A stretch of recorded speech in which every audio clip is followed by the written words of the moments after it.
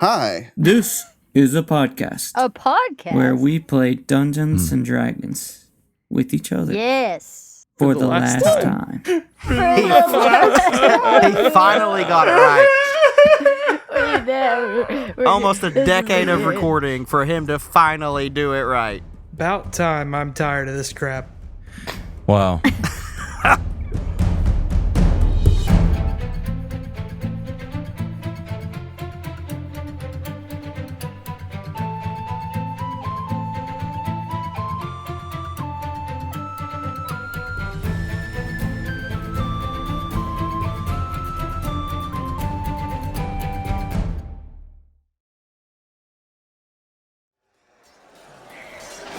The horn blows over the city as the dwarven armies war against the undead in Dimmerhold.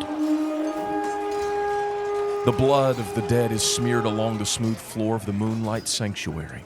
The 12 gates still stand at the center, where the armies were meant to pass through to the battle in Brightport. But like the rest of the world, King Duron underestimated the size and reach of the Crooked One's forces. King Duron Shattershield fights near the towering statue of the gods of winter and autumn. His great warhammer, the Thrasher, drips with the blood of the dead. He never thought that there could be traitors amongst his own people.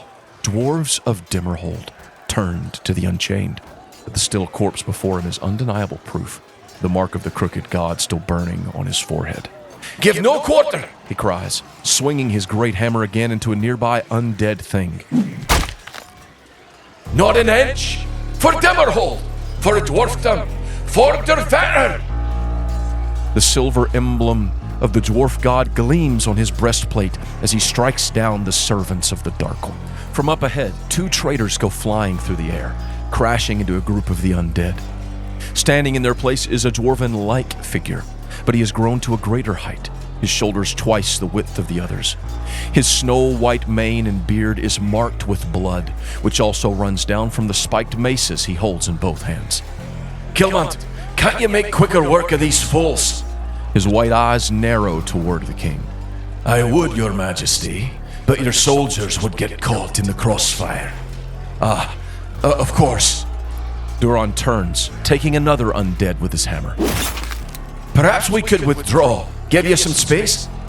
The giant dwarf nods, grunting as he sends another undead Goliath flying, its head removed.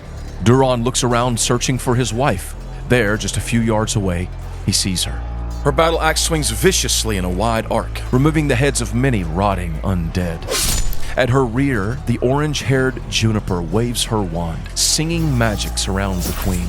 She swings faster, harder, her axe rimmed with orange light as she carves through their enemies. "By the gods, I love that woman."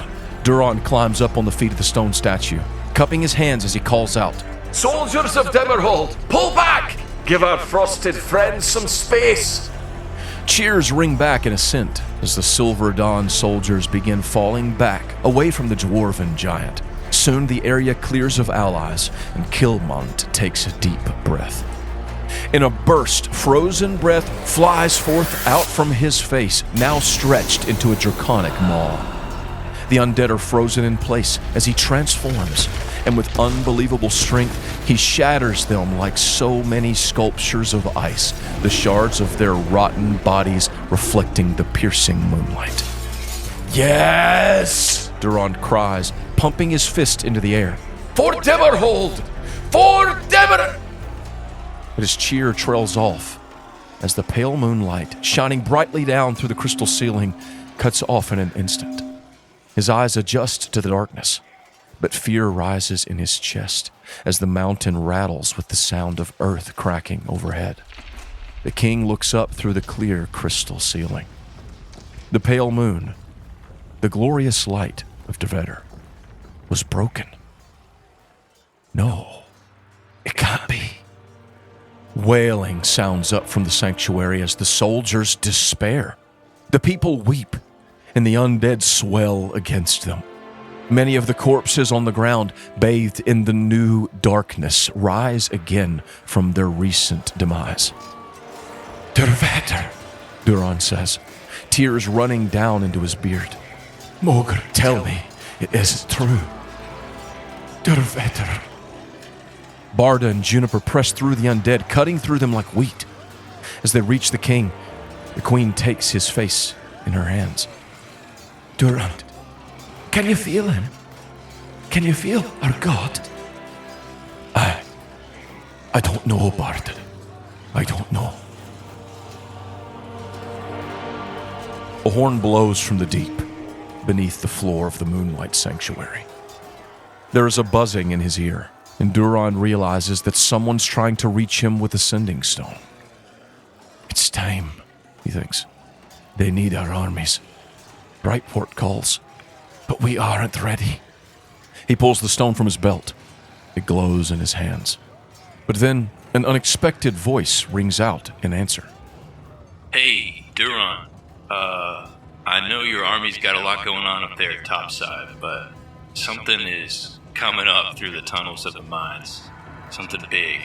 I think you better get down here. He looks over at the queen. We're in trouble.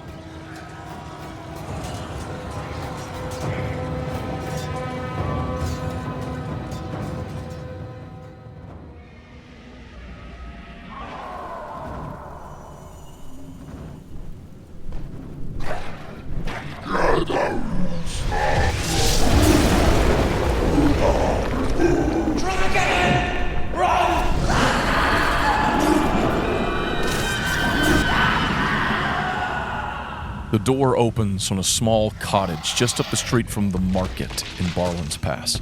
Over the threshold, stepping into the night, comes a short figure, a halfling, his mint green skin glowing in the red firelight. At this late yet early hour, just before sunrise, no one had yet reached the market, thankfully. For now, where those huts and buildings once stood, there is nothing but fire and debris, as three writhing, draconic behemoths lash and blast and claw and bite. Miles Maywood looks forward, awe-stricken, afraid.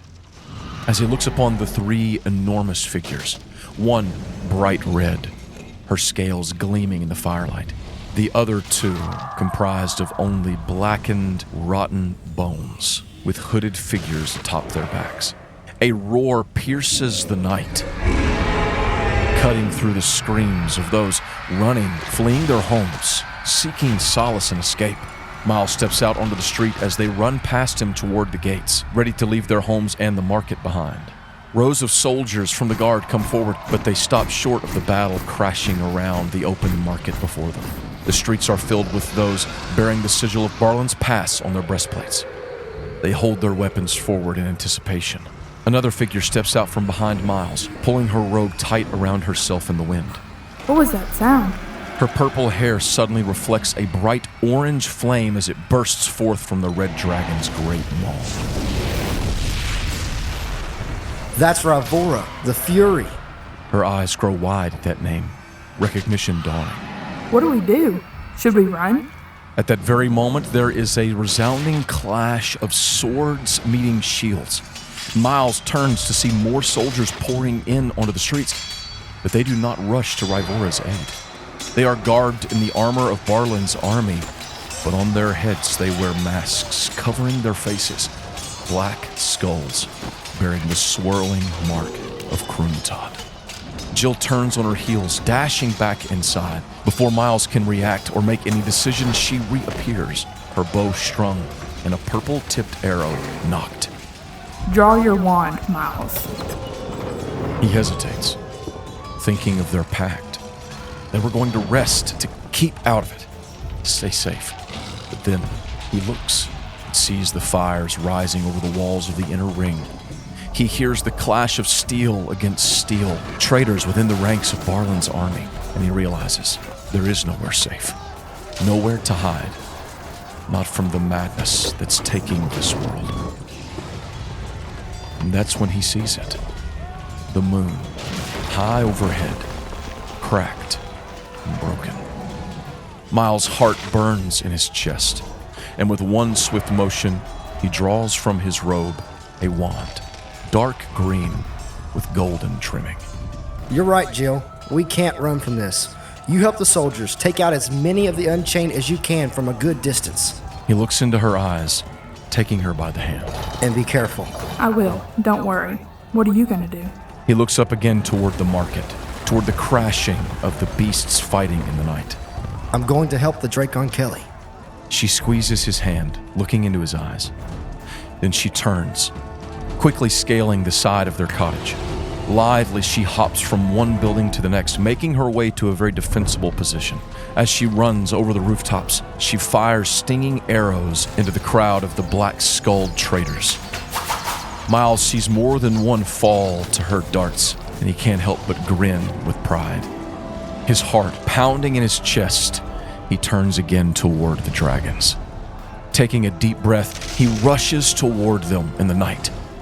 He breaks free of his street out into the open market as a large chunk of burning debris, rock and wood flies toward him.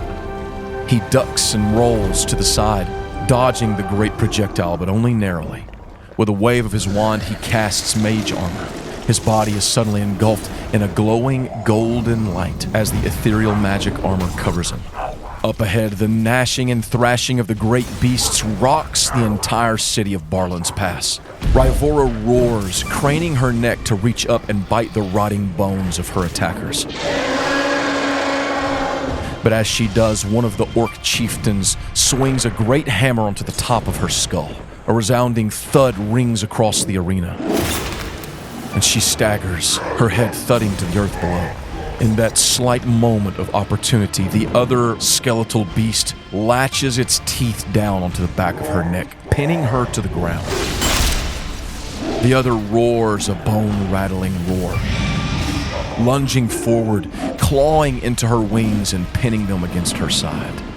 Miles, now in range of the battle, standing resolute between two burning huts, raises his wand toward them. Get off her, you beast! Miles cries, pointing his wand right toward the dragon holding Rivora's wings. A fireball erupts from the end of his golden implement, blasting toward the beast. It hits it square, throwing it backwards. Chunks of bone and fetid flesh burst off from it, and the hooded orc rider is dislodged, rolling down onto the streets right before Miles. Shaken, the orc stands, lifting from the ground his twisted axe. He snarls, black teeth showing from the mouth hole of his hood. Little one, you will feed the servants of the crooked god with your warm flesh. The orc dashes forward toward Miles, bloody spit dribbling from his mouth.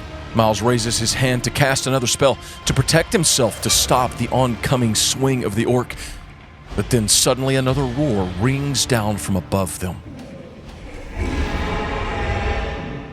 The orc staggers, stumbling, falling, as a flash of blue swoops down from above. Cinean the Conqueror, with one clawed hand, rips the other skeletal dragon from the ground, slinging it toward the stumbling orc before Miles. Tumbling end over end, the beast barrels into the rider, catching him in a flurry of claws and stench. Then, without a moment's thought, Cinean draws a deep, rattling breath and blasts bright blue and yellow lightning toward his foes. The orc is blown apart by his wrath, and the wings of the skeletal dragon are torn free from its back. Miles steps back in awe as Cinean nuzzles his sister back up to her feet. Stand, Rivora. Our enemies are many, but we are strong, my sister. We are Conqueror and Fury. Rivora stretches her great crimson wings, and with a roar powerful enough to shake and shift the very foundations of the city, she stands tall once more. Then, turning her eyes toward the halfling who has aided her, she says, "Thank you, little one. Your aid will not be forgotten. Now, run." Frozen in place with a gulp, Yes, ma'am. and he does.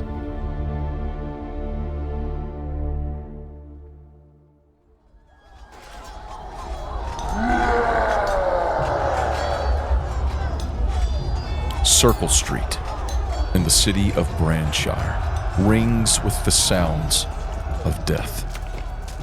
The scent of blood wafts in the night air as swords clash.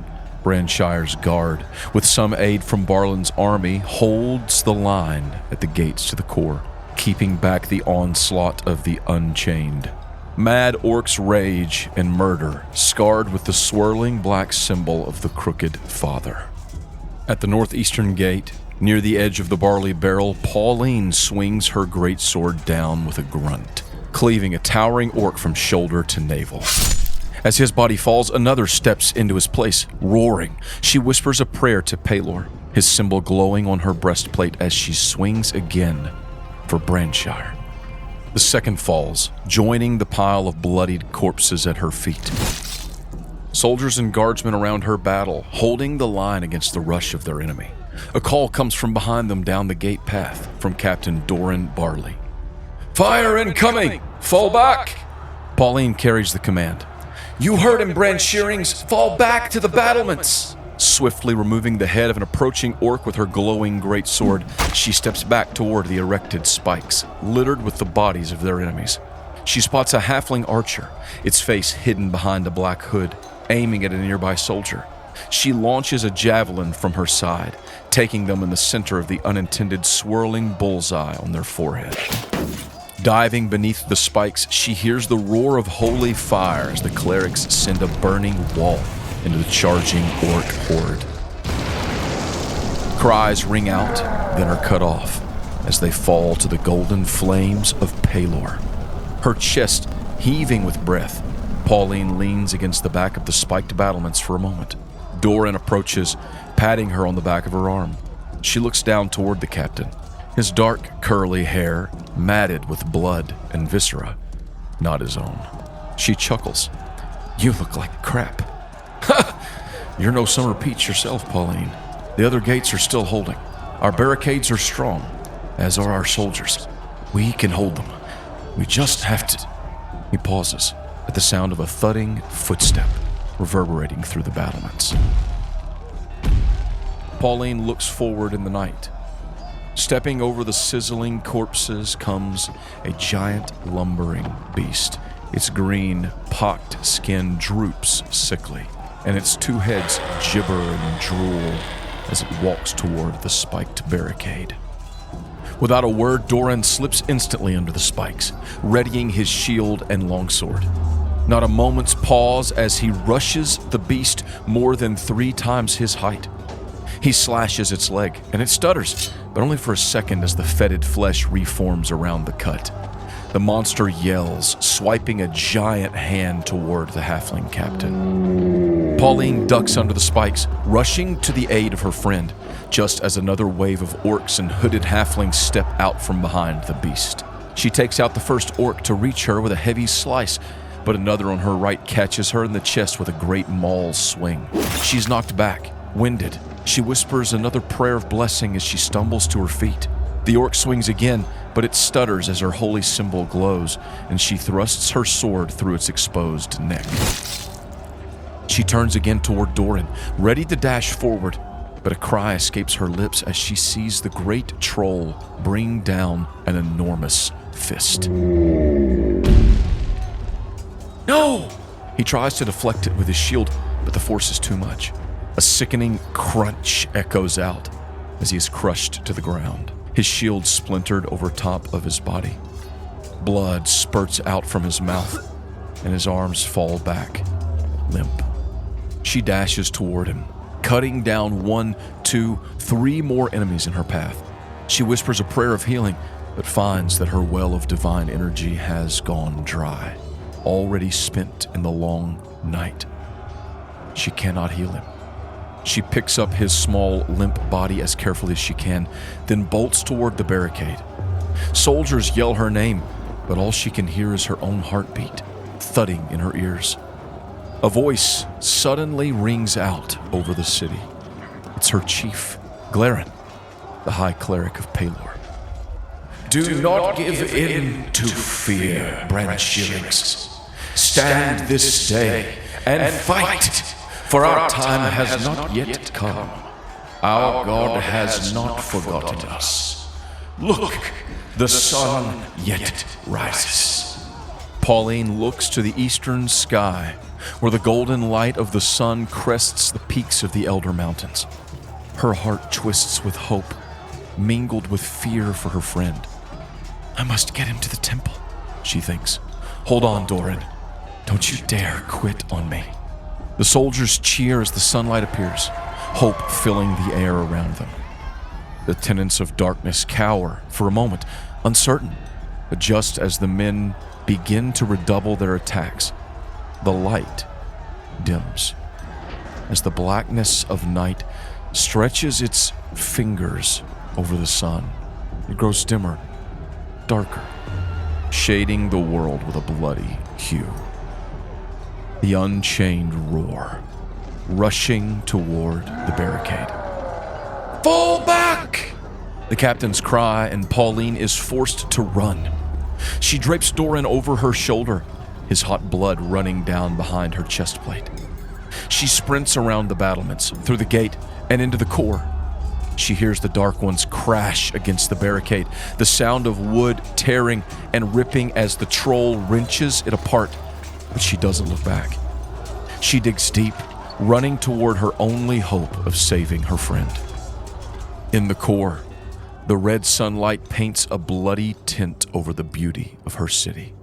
The three houses glow violently, as does the library. But at the center, the pristine temple of Pelor, untouched, still gleams with its golden light. She runs. Pelor, please, let him live. Please. Behind her, the roars of great beasts ring over the inner walls of the city, and she knows that the core will soon be taken. Her eyes focused on the golden temple, she doesn't hear the arrow, but she feels the sharp pain as it pierces through her calf, sliding in behind her greaves. She cries out, stumbling, and Doran hits the green grass with a thud, sliding a few feet from her. Pauline! She hears Guy's voice suddenly, and her heart leaps within her. She looks up through the haze of tears toward him, just in time to see a halfling, hooded, his bow drawn with an arrow pointed right toward her. Before she can cry out, scream, or do anything at all, the arrow flies, bringing her death with it. The arrow bounces off from a field of power inches from her eyes. Stepping out in front of her, his blue robes torn and stained with swaths of blood, is the wizard, Guy Clark. He holds in his hands a wand, brown and springy. With a flourish, he whips his arm as if stirring the very winds around them, and the halfling quickly draws a second arrow and releases it. But a bursting wall of wind rises up between them, blasting his arrow into the distance, pushing him back toward the far wall. Pauline, are you all right? Can you stand? I think so. Thank you, Guy. You saved my life. Even in the red light of a failing sun, their city burning around them, Guy has the decency to blush. It was nothing. Guy. Doran. He's badly hurt. I can't heal him. We have to get him to Glaren. I'm afraid he won't survive much longer. Guy turns, seeing Doran's limp form ahead of them. Oh no. I'll take him, Pauline. But you have to get on your feet. Come on, let me help you. Guy is suddenly blown back, knocked onto the ground beside her as an explosion waves across the core. At the very center, between the beautiful trees, the temple of Pelor is blown apart. The entrance in shambles. A pulse waves out from it, and the roof is sucked inward, downward, until it blasts outward, pieces flying all over the core. Guy stands quickly over Pauline, hunkering down, dragging Doran toward them. Then he waves his wand once more, shielding them from the falling debris. There is screaming and roaring from the direction of the temple as blue and purple flames rise up from the crumbling white and golden walls. Clawing up from the hole where the temple once stood comes a dragon. Her bronze scales flicker in the dim light, but her body is pierced through with many wounds. Fragments of stone and wood stick out from her shoulders, her back, her wings, and dark blood flows down her legs. She roars weakly, then stumbles forward onto the earth, still. Guy's transfixed, not knowing what to do. Before he can speak a word, another booming sound rings from behind them. The inner wall of Branshire crumbles to their north, and a gargantuan 20-foot troll bursts through. Its 3 heads loll from side to side as it tears across the core, bringing the Unchained with it. Guy raises his wand, steadying himself between the great beast and Pauline. He searches his mind for the right spell, the right move. But just then he notices a flicker of silver on the horizon. Diving from the sky like a meteor comes the silver dragon, Hopenkel the True. His great silver body gleams in the dark as he sweeps his deadly talons across the rotten flesh of the dire troll. As he does, a whooping cry rings out, and a live figure leaps from his back, free-falling. A silver dagger shoots out from him, stabbing deep into the neck of the great beast, and Claren Dree swings across its body using his rope dagger, opening its fetid chest with his sword. Hopenkel quickly swoops around, flying back, and Claren leaps again onto his wing, ripping his rope dagger free from the beast. The lumbering thing roars as it trips, falling to the earth with a resounding boom, spilling its filth onto the grass. Hopenkel speeds in their direction, landing just feet away from Guy and Pauline. He turns toward the oncoming charge of the Unchained, blasting them back with an icy breath. Sorry we're late. We took out 3 more of these things outside the main gate. Are you all okay? Claren stands straight-backed, his bow still strung over his shoulder, but his sword held firmly in one hand. He looks strong, but cuts line his light skin. We're okay, but Doran, he needs our help, Claren. And Hopenkel. His great silver neck turns toward him. The temple, it's destroyed. And Prunciana. Hopenkel looks toward the ruins of the temple, where his sister lays still. I will go to her, and I will take Doran. Claren, you must finish the beast. Guy can help you. It is fire that it hates. As if on cue, rumbles come forth from the great beast as it pulls itself back up onto its hands and knees. Claren chuckles. You're talking to a champion of the gauntlet, my friend. I've got this. Go, help your sister. Guy leans to Pauline on the ground, handing her a potion from his pouch. He takes her hands, putting them on his forearm. Hold tight. He quickly snaps the arrow and then swiftly pulls it from the wound. She swears loudly with a yell. Guy chuckles. Language, Pauline. She downs the potion, and the blood stops immediately, color returning to her face. Guy, she says, looking up at him. He rubs his fingers through his hair. You're welcome, Pauline. Now, we really need to... She stifles his words, grabbing his cloak with both hands and crashing into him with a kiss. She lingers on his lips for a long breath, then shoves him away. He almost stumbles, but thankfully, he does not. Hosts of orcs pour into the core as another gate falls.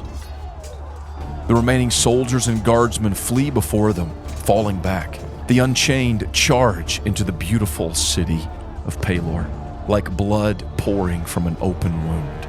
The crimson morning is filled with the roars of the Dark Ones and the cries of their allies as the smell of fire and blood rides on the wind. Claren grins at Guy, cupping him on the shoulder. Well, I guess it's our time now, isn't it, Guy? He says, looking to the wizard.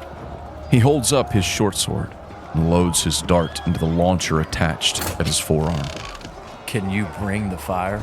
Glancing back at Pauline, now standing with her great sword in hand, He meets the eyes of the tall elf with his white hair gleaming in the red light, and Guy grins.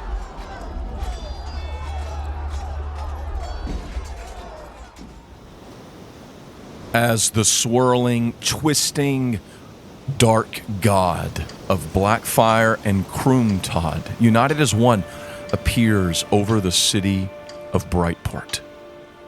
Joseph Stormbright, still at sea, battling against the waves and the whirlpools. The moment that you see the sun rising and the golden light and then the change, the seas start to churn. And now they are surging, pushing everything toward the surface. So my question for you, Joseph, is this. Are you leading your guys to fight against it or to give in and go to the surface? Go fight. Go to the land, probably. Okay, well then I'm going to need a roll to see how you and your people are doing in terms of getting to the surface without destroying your ships, crashing onto the land. 24. Okay, so with a 24, you are doing pretty well. You send out the command, so give me some kind of like a command leading people forward onto the shore. All right, men, you saw those other guys fall down into the abyss. Let's not suffer the same fate. Ooh. Scare Very them good. into it. Yes, son. You lead them forward toward the shore. And that is the end of that round. And we roll back to the top. The top of the round, we have Chris. Chris, last round, you fled the battle. You fleed, some would say. Yes, I did. Come back to me. You did so for the purpose of finding your friend who you heard is hurt very badly. You are going in that way as fast as you can. So this top of the round, you reach the part of the battlefield where Zinx and Zalbar are held up, along with a number of other Rune-Cuthair agents. There are a number of those sort of like mech-like things that you guys had out there. They have created a sort of half moon around her, where Zalbar is holding her and he's trying to administer some healing to her. But they are under heavy attack from devils, as well as orcs that have come into the fray. And even though your guys are well equipped with heavy machinery, they are not at an advantage at this point. So what are you going to try to do? You going to try to just break through, get to Zinx, or are you going to try to help stop this attack on her in this moment? A good question. Because, I mean, if the people get through, it's going to be more than just her that gets injured. Correct. I guess I'm going to try to stop the peoples. And I'm not saying that you can only do one or the other. Like if you try to stop the people, you may still have an opportunity to help Zinx this turn as well. So how would you like to do that? Can I fireball a group of them? You can, yeah. You want to try to clear a spot? Wait, you said they're devils, aren't they? Some of them are devils, yes. But if you recall, these devils are drowning circle devils, right. most of them. So they're not like invincible to fire damage. I'm gonna use a fireball. Okay. I will have them roll. Dex 18. They fail. Yay.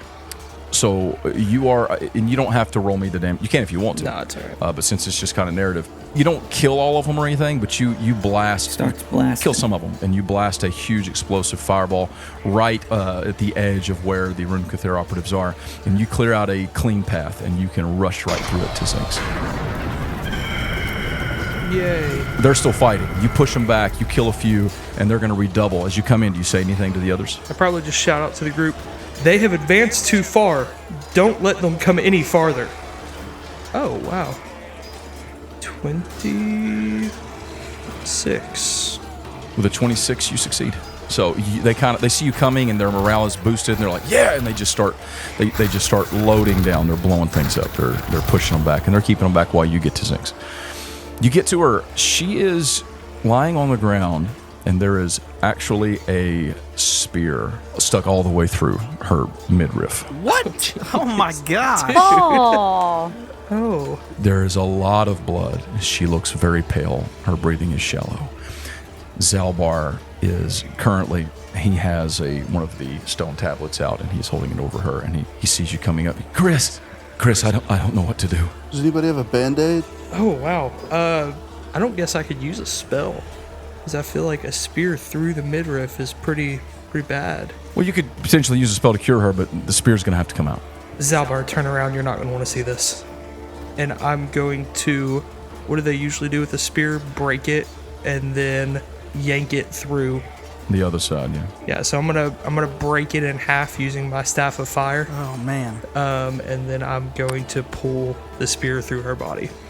Ouch. Can I cast a 4th level Cure Wounds? Do you need a roll for that? Yes, I'm gonna need a roll from you. Dirty dog, I swear. She did. And this is going to be, it's got to be a medicine roll, okay? And I'm gonna give you a DC before you roll it. Okay. Remember that time Chris killed Zink? Tonight. Oh. Dude, I will cry. That one. I'm gonna set the DC 700. at 17. Paul, that's really bad. Oh no. Also, Chris, I don't know if I told you this. I don't think I did. But Chris, you have inspiration because of the choice to flee the battlefield to find Because Zinx. of the incorrect choice. So, No, it was the correct character choice. I know. I'm just gonna blame Zach forever. that's why I'm giving him inspiration. I know. If we lose this, Zach is never gonna live it Hey, down. Zach, do you remember when we played D&D for like a decade and then you lost it in the last battle? Yeah. Yeah, I can imagine. Okay, I'm gonna do this on D&D Beyond. Mogert, I know you're a little busy. Please bless this. You just see Mogert Oh my live. goodness. Imagine. Oh God, it's a 5. Oh my gosh. You use that inspiration. Yeah, I'm gonna have to. I'm gonna be so mad if I don't get this. Are you genuinely praying to Mogert? I would say he probably uttered that, knowing that she's fighting, doesn't really expect much. But I'd say he probably. I mean, Chris is the first follower of Mogert, so yeah, he probably would. Oh, I'm gonna cry. Why? You want to give me something nice to help me out here? Yeah. Here's what I'm gonna do. Thank you. I'm going to give you advantage on this roll. Okay. Which means you're going to get 3 rolls instead of just 2 because of your prayer to Mogert. He is a kind and gracious DM. We'll see. Until Saul rolls. Okay, here we go. Until Saul rolls. Oh my gosh, that's an 11. 18. Oh! He rolled 16 on the third one. Wow. Mogert came through clutch. Yes. Oh, I was stressing. I would have been so sad. You pull the spear free. She lets out a scream of pain. And the moment you pull it out, one of your tinkerers come out and they close up the wound. She's screaming. You're doing everything you can. After a moment, her eyes roll back in her head and she faints. But she has a pulse. She's not out of the woods. Yeah. But she's stable. She is D&D, unconscious and stable. Okay? Okay.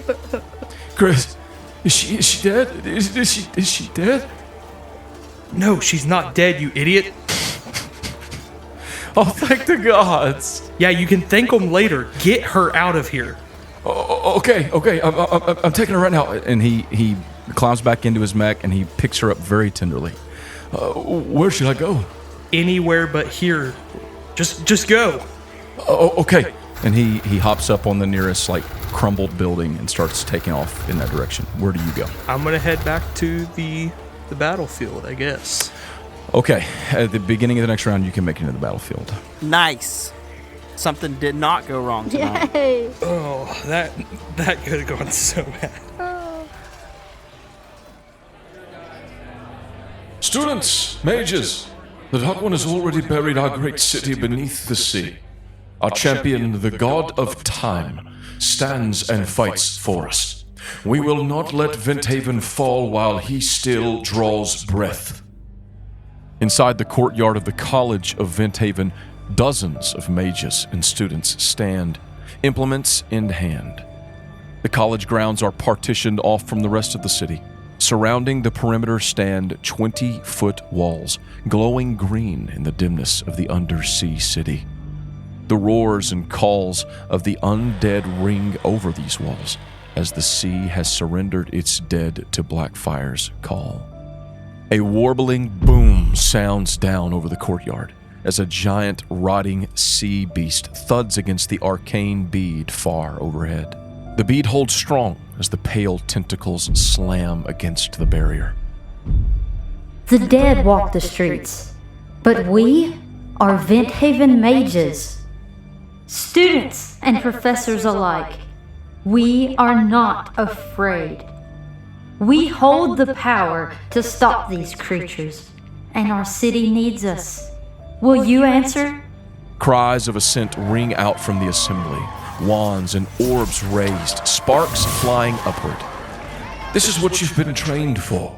The city god is holding the line at the entrances, but the traitorous creatures who've aligned themselves with the Unchained have finally revealed themselves. Halifel motions to the right of the platform, where a guard brings a figure into the light, bound by the wrists and hooded with enchanted bindings. The guard yanks the hood free, revealing a Venthaven elf, gagged and struggling against her binds. The mark of Kroomtod burns black on her forehead, and her eyes roll in their sockets. This spring has been one of troubles like our people have never seen. The staunching of our sea trade and travel by dark ones, betrayal within our own elder conclave, the disastrous wave burying our city beneath the sea, and now the dead walk against the living, not only in Venthaven, but in all the land of Monumi. Theron Silverthorn steps up beside Margaret, placing a hand on her shoulder. But that won't stop us. We are the children of Provalian. We are the arbiters of magic. We hold the power of creation in our hands. We will not bow down to a tyrant. What will we do? In one voice, the assembly cries, "Fight!" Halifel swings his cape, waving a hand toward the crowd. What will we do? Fight! Margaret walks down the steps, right into the middle of the assembly, the two Silverthorns on either side. The crowd parts, cheering and clapping as she passes among them. As she approaches the tall, magical walls of energy, glowing green, she turns toward them again, drawing her arcane tool, its light growing in brightness. Well then, students, class is in session. With the press of a button, the green walls fall, and the dead march forward.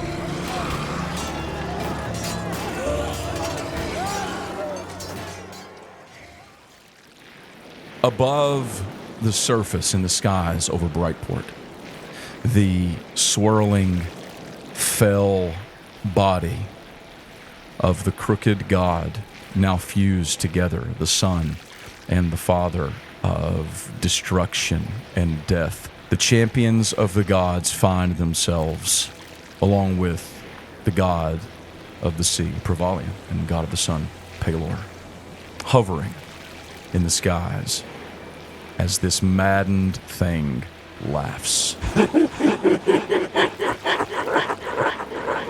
It is almost time to destroy him again.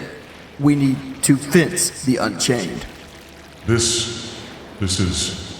We must fight. We will do our best.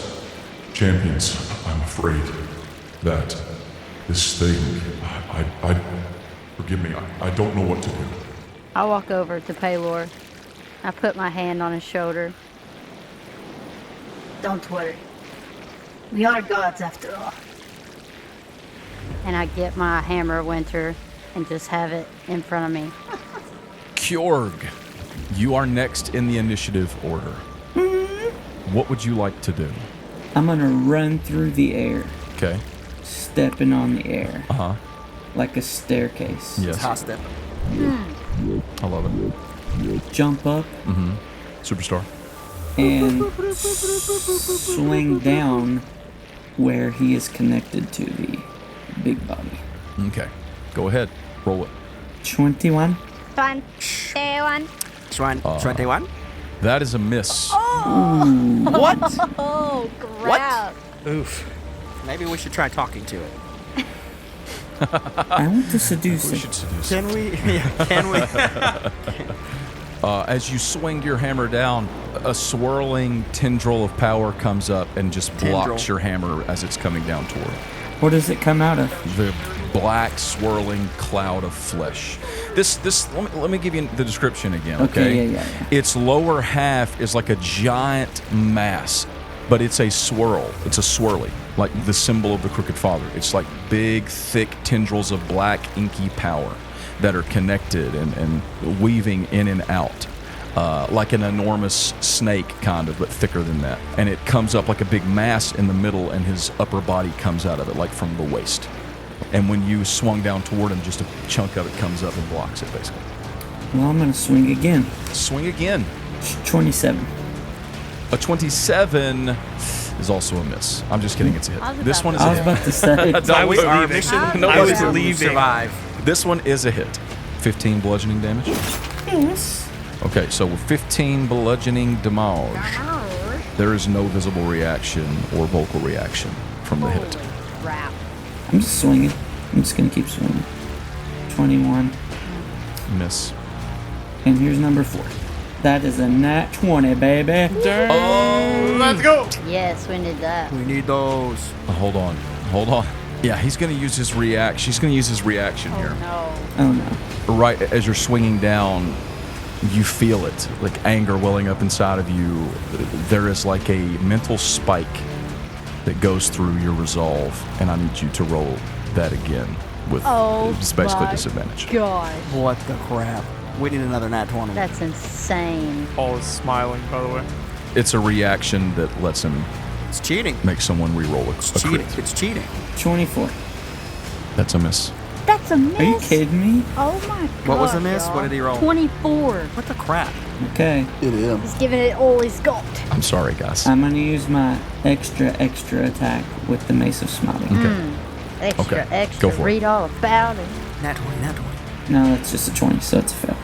Dirty 20. Jeez. Sorry. Poopy. You hear a deep rolling laughter come out of this thing.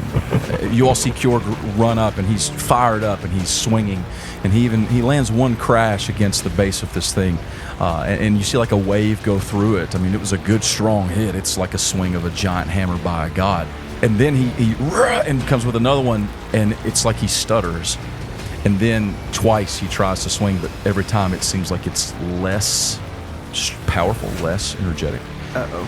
And this laughter comes out, and when it does, every one of you feels it like an ice pick in your heart. And I need all of you to make me a wisdom saving throw. Oh, no. Rappers. The DC is 22. Well, I can't even get a 22, so. Yeah, this ain't gonna go well. Let me see if I have something I can add to it. I'm going to use my Indomitable just to try to get a nat 20. No. Nope. Wisdom saves. Kjorg failed. I failed. I got a 17. I got a 24. Well done, Jimalil. Yeah, he's so wise. Yeah, I rolled a 7, so. Everyone fails except for Jimalil. So You just killed us all, didn't you? here's what happens. This is called the presence of Kroomtod. It is a dread that sets in on you. And on your turn, you have to roll a d20, a wisdom saving throw. This time it's easier to pass. The DC is only an 18. But if you fail, you spend your turn doing nothing. Our rounds will be faster. I'm going to go ahead and let the next person in this round go, which will be... Oh, well, actually it's the Kroomtod, Crooked isn't it? Father. Kroomtod is going to go. And what he is going to do right here is he is going to make 3 simple attacks. Okay? Simple, huh? One of those attacks is going to come at Kjorg since he's right here in front of us. Kjorg, what's your armor class? 20. Okay, that is a hit. Oof. You take 19 bludgeoning damage as one of those tendrils flops up and absolutely pummels your body. You're grappled because it hits you. He is going to roll again. This time, a piece of it is going to fly up and try to hit Blaze. Blaze, what's your armor class? 16. That is a hit.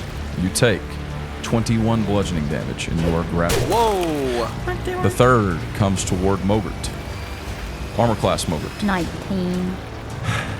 This is a hit as well, Mogert. Gee whiz. You take 20 bludgeoning damage and you are grappled. All 3 of you are now connected to this thing by a black tendril of power. Jimalil, you're the only one who is not held by this presence. You're also the only one who is not grappled. What would you like to do? I want to use my god power to kill him. Ooh, good idea. Okay. Palor is not affected by the presence, and Provalian is affected. Hey, Palor, let's me and you do this thing. What would you like to do, Jim? Win. What does Jim do? What can Jim do? That's the question. Like, I feel like... Attack it? I mean, attack it, yeah, but I feel like that's probably not going to help because he's got an armor class of 80 or something. So right now, you know a 24 did not hit. I know a 24. Ooh, I know what I can do. I can make him make a saving throw. You can. Ooh. I point at him and shoot out negative energy. Finger of death. Okay, no, that's good. You're going to blast. And by the way, we established as a god, you can change it from necromantic or from necrotic energy if you'd like to change it to something else. Yeah, I want to turn it into whatever he's weak to. He's not weak to anything.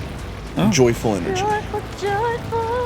But you definitely don't want to use necrotic energy. So, use the opposite, radiant. It's fine. Let's do radiant. Okay. Radio. He needs to make what kind of a save? Constitution. Okay. 19. Constitution 19. Well, I'm going to roll. Also, yes. He is shaped in a humid fashion, right? Humid? Human? Like he is humanoid? I wouldn't necessarily say that. Why? Because a humanoid killed by the spell rises at the start of your next turn as a zombie. He's definitely not a humanoid. No. Oh, I'm rolling it for the love of God. A zombie cricket father. He rolled on a 20. What did he roll? He rolled a 6. So that's just the custom roll. You said Constitution saving throw. What's the DC? 19. Believe it or not, that is not a success. That is a failure. Wow. Barely. So he's going to take 78 plus 30 damage. 78. Roll it.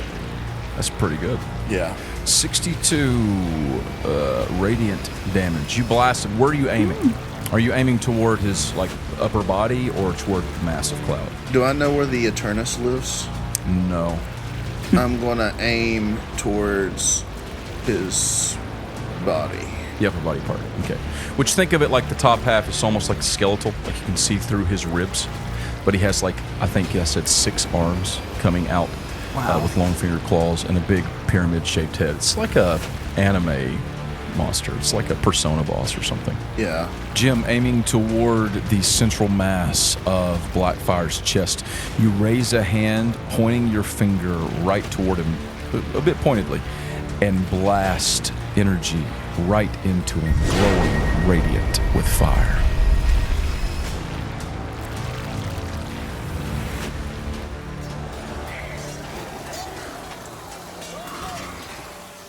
Back on the surface, the next person to go. Oh no. Is a death saving throw from Sitsaris. Sitsaris, you are on the ground. You have been slammed into the ground, right? You slammed into Misk by your mother. Yep. Your limp body. I need you to make me a death saving throw. Okie dokie. Here goes his second death saving throw. Let's see it. Here we go. It's a failure. Oh my gosh. That is a 3. Let me just say, it rocked on a 1. A 1 would have killed you. I know. Don't do it. Fudge the numbers. The rest of them are rolling off camera. I know. Saul, you have another death saving failure. That's 2. In this moment, she's not talking to y'all like she knows you. We've established that, right? That's not happening. Correct. She is going to use a legendary action here, since we are at the top of the round. And she is going to swing her black flame blade at you, Misk. Oh my gosh. Okay. Dodge it. Misk, what is your armor class? It's 15. That is a hit. So, let me roll this damage. Oh, wow. That's only 5 slashing damage. Okay. Now she's going to roll the necrotic damage that goes with it. That is 8 necrotic damage. Do you know how much I had left? I can look and see here. Can you look at what I have left now? Oh my gosh. Oh my gosh. What? That dropped you to 1 hit point. Oh my gosh. no. You got to stop. Why? You just see Misk just coughing up blood. The sword slashes across Misk. Blood spurts out in a spray where she slashes you. Paul? Her eyes have turned solid black. Stop. They are empty. And you notice Misk looking up, heaving with breath, that her chest is not rising and falling. She already dead. Brackle, it's your turn. I'm gonna take my light bow, which I got a booger on me, don't I? You do. A big one. A big boogie. What do I do about that? What do you mean? How do I stop him? How do I make this right? What do you do, Brackle? You can attack him where you're at, disadvantage with a bow, or you attack him with a short sword, or you can try to run. Which, don't you have a feature where opportunity attacks against you do so with disadvantage? Yeah, I think I have something like that. I'm trying to find it. I want to try to break free. Okay, you gonna run away? I want to run away. Okay, where are you going? I'm going as far away from this flubberflob as I can. Maybe behind some cover. Is this cover? Those lines are half cover. Yeah, get me over to some half cover. I'm going to shoot at Naftalia with a light arrow. Okay, shooter with a light arrow. That's a 91. Wait, no, 16. Oh my. So that's 29. That hits. Instead, it'll be 3d8s of radiant damage. 3d8s plus 5. Mm-hmm. Okay. 12 plus 5 is 17. 17 radiant damage. And then I want to turn towards Boogerman and shoot him with my fire arrow. I'm stressed out. That is a hit. No, I don't know. It's a 24. That is a hit. So 24, and then fire arrows does 3d8s as well, right? Of fire damage. 13 plus 5 is 18. Oh, yeah, boy. Grind. 18 fire damage. Grind. Yes. Okay, your arrow blasts into him. When it does, just like the light arrow, it spreads in 3 directions, and it pierces into him. There's only one true arrow, and it's stuck in his chest. The same is true for the light arrow in Naphtalia's back. And when that light arrow struck Naphtalia's back, you also noticed that she stumbled forward a bit. Kill. Definitely haggard. Kill her. Did she do that anime thing where she spits out blood? Yeah. Yes. She's Hagrid? She's Hagrid. Hagrid. All right, the time's come. Kjol told us they'd come for us, sent by Blackfire. And now they're here. This dark god thinks we're afraid, but we're not. We are Rorag Gook. We are half-orc. We are the strength of the desert, the unyielding of the drylands. We have nothing to fear from the dead, and we are most definitely not afraid of any orc scum. The half-orcs of the Rorag Gook roar, raising their weapons over their heads. Dozens of them, men and women, stand at the flag of their clan home. Fang yells with them, pumping his fists into the air. Grip stands behind him, arms crossed, looking toward the dark line of enemies approaching from the north. Alongside Fang, a dwarf stands, garbed in leather armor. His arms and face are painted with teal runes and lines, bearing the marks of Clan Stonefire. The Clan Stonefire is here to help. Our family will fight alongside the Rorag Gook. Our people are connected by sand and blood, and this alliance will not be forgotten. A line of dwarves stands on the opposite side of the flag. They beat their chests and salute as their clan head, Gorm Stonefire, speaks. Suddenly, a voice rings down from the lookout overhead. The Dark Ones are moving this way, Thorn says. A small figure leaps down, swooping down like a bat. She lands lithely beside the leaders, her copper eyes gleaming in the red light. It's time, Fang. They're coming. Fang grunts. Thorn. The ranger climbs down quickly from the overhead look, stringing his bow and knocking an arrow. Gather the archers. It's up to you to take down the first ranks. You can leave the rest to us, he says, drawing a jagged axe from his back. You heard him, fellas. On me. The archers split between the eastern and western watchtowers, knocking their arrows and waiting for Thorn's signal.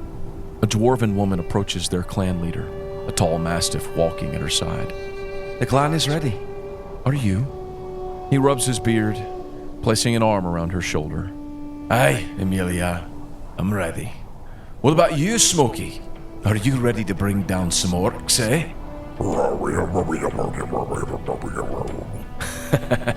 I knew you would be. That's a good boy. Once the fighting gets going, you watch out for my Amelia. All right, boy? Smokey barks in confirmation.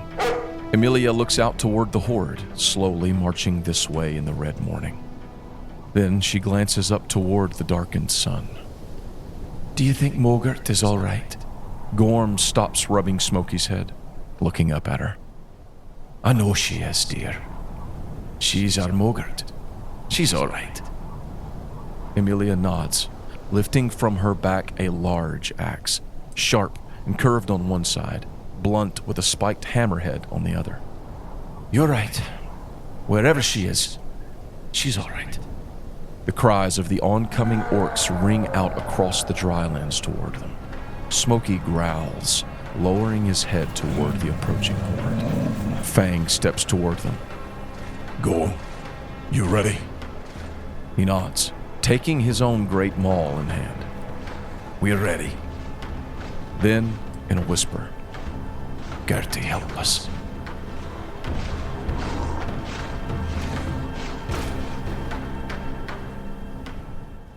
Mogert. You need to roll me a wisdom saving throw. Okay. That's a 12. That is a failure. So you're going to spend this turn not attacking. But at the end of your turn, you can make another save to overcome the presence. So go ahead and give me another save. Is that plus wisdom again? Yes. 17. Total? Yeah. Paul! I told you you need an 18. Oh, yeah, I forgot. So, Mogert, you are unable to move. You are frozen with fear. Yes, it is fear, but it's more than that. It is like an overwhelming dread. Blaze. Don't do it. Give me a wisdom saving throw. Don't want to do that, Paul. We're gods, bro. Yeah, I just got a 4, though, so that's cool. No. I've not rolled above a 10 tonight, even playing. You're not going to get to attack. Make me another save to see if you can overcome it. Another wisdom? Yeah. That's 12. We're doing great. Blaze is just up there like, swirling.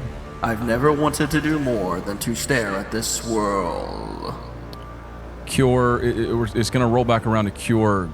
Kjorg, go ahead and make me the saving throw, wisdom saving throw. I use my god powers to save Saul.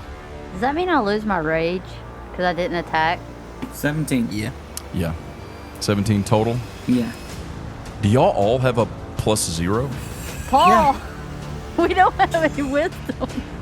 I have +1. Jim has a +11. That's what Jim's for. That's what he's there for. Blaze is You're right. strength-based. So here's what you've Saul got. is You got your intelligence boy, your strength boy, your constitution girl, and your wisdom boy. Man. Here is what is going to happen in this moment. Seeing how all of you are struggling, unable to move, Palor looks around. He is preparing to try and attack the beast, but he sees the look of distraught fear on your faces. He feels the red light shining, the dimness of his own sunlight, and he digs deep within his chest, not with his hands. He just, he digs deep, and he cries out, Champions, we have come to destroy the Crooked Father. Take heart. We will not lose this day. and he is going to spend his action, his turn, his power, giving you all advantage. Oh, yeah. And you all get a chance to make the save right now. Yeah. Wisdom? Wisdom, with advantage. Oh my gosh, it's the worst roll I've rolled. All right, you just need another wisdom, Advantage. right? 2 fails. Yeah, Oh my gosh, same. 2 Kjorg. fails. I got a 10. Jeez. Blaze got a 4 And an 8. Oh and an my 8. god. Still below a 10 all night, boys. Y'all, I literally got an 8 and a 9. Excellent finale so far, guys. She sees you all digging deep. Pravalian is going to come to Blaze, the closest one, and she is going to place a hand on him. And she is going to use Lesser Restoration to remove this status effect away from him. Blaze, you are healed. Good for you, Blaze. Hallelujah. Blaze snaps out of it. Wow. Is she gonna try to heal his dice too? I want nothing more than my dice to work correctly. You're unable to move, so you're all still grappled. The Crooked God is going to take another turn.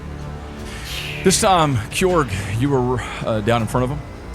2 of the hands come flying towards you. No, please. No, please. Please, What's no. your armor class? 20. I can't do a spirit shield when I'm grappled, right? I don't know why you couldn't. The first one is a miss.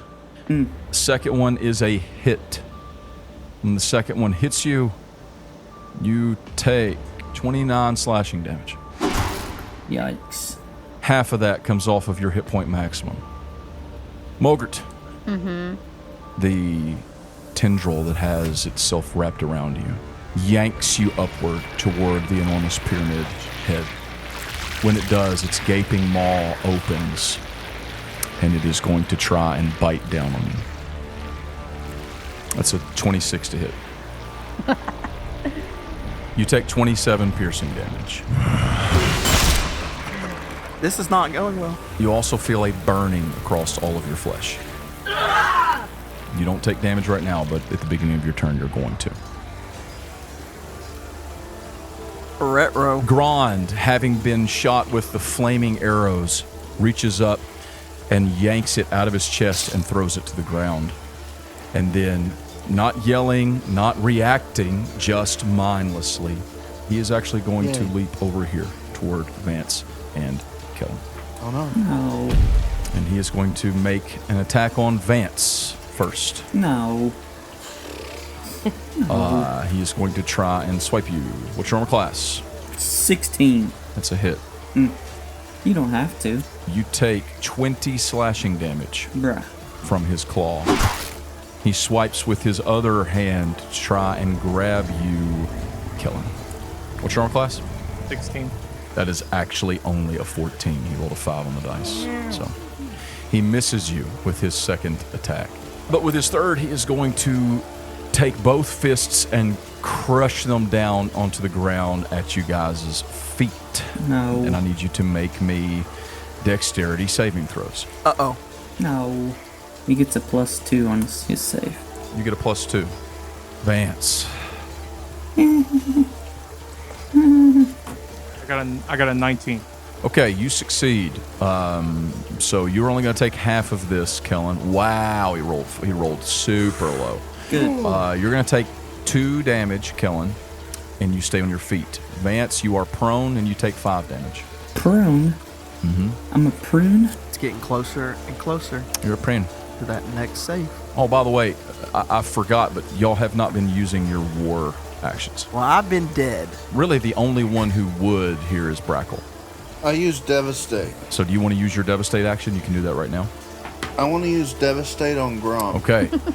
Send the word for your people to fire their ballistas at Grond. Fire ballistas at Grom.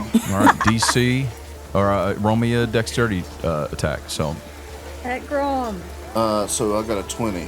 Okay, a 20 is a success, but it's not a huge success. So they're going to land a couple of hits is what's going to happen. Instead of a big hit, it's going to be a couple of hits.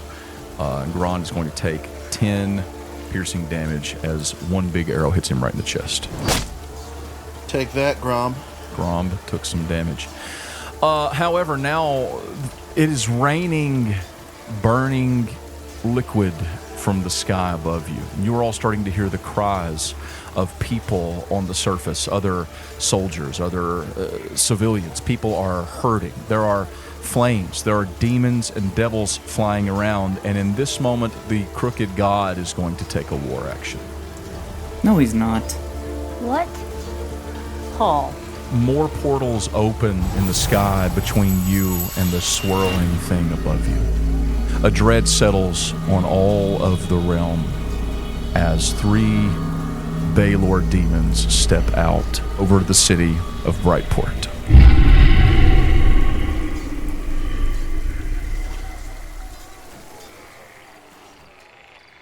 Leaf Guard! Hold! Charge! The rancid stench of the undead fills the perimeter of the coppice, marking the line of their new settled home. The glowing orange barrier still holds, extending up through the treetops. But at the battlefront, there are multiple tears, through which the rotting dead are pressing forward. Bodies are piled high at each entry point, ravaged by the weapons and magics of the druids. But at the westernmost point of the barrier, a new threat has appeared. A great demon, a Baylor, riding astride a gigantic skeletal steed, its black, bluish bones gleaming in the fairy lights of the forest. The demon raises its blue, flaming blade high overhead and strikes down toward the barrier. It twangs, bouncing off of its power. A dozen druids step forward, their implements raised as their magics pour out toward the point of attack. The trees lean forward to brace the barrier as the rangers continue fighting against the undead. The demon looks on toward them, a twisted grin spreading across its face. It draws from its back a long, blackened handle, then, speaking an infernal word, the handle grows forth into the form of a massive, twisted mace. The beast roars. Then with both hands, it strikes the barrier with a harrowing fury. The druids shudder as the light sparks out toward them and the earth trembles beneath their feet. Nephiel steps forward, adding his strength to the fray. Vines and trees stretch and grow toward the barrier as the forest gives its strength to the druids. But then another word rings out from their foe, dark and powerful. And the demon strikes again, bursting forth with the explosive heat of a blackened sun. The druids are blown back as the barrier shatters. Chunks of burning wood fly out from before them, striking both the living and the dead.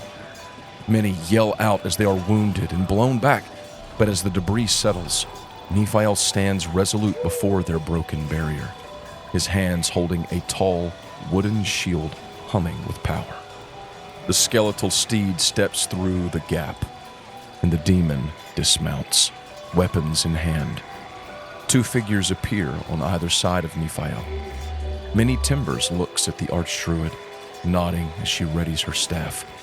The second rises from the broken debris and flora around them, stretching upward into its humanoid form, as Gus appears, holding his hands out toward the beast. Bolstered by his friends, Nephiel sets his steel gaze on their foe. The Baelor demon chuckles, flexing as blue flames leak out from its arms and chest. You should not have come here, demon. Fallen Grove is our home. We will not let you take it, nor your master. For this forest, Fallen Grove, is us. And this is where you fall. Spiking vines burst up from the earth toward the demon, stabbing through its dark flesh. It roars and slashes, breaking itself free. Nephiel leaps forward, rushing with his great shield to bash the horned head of the demon.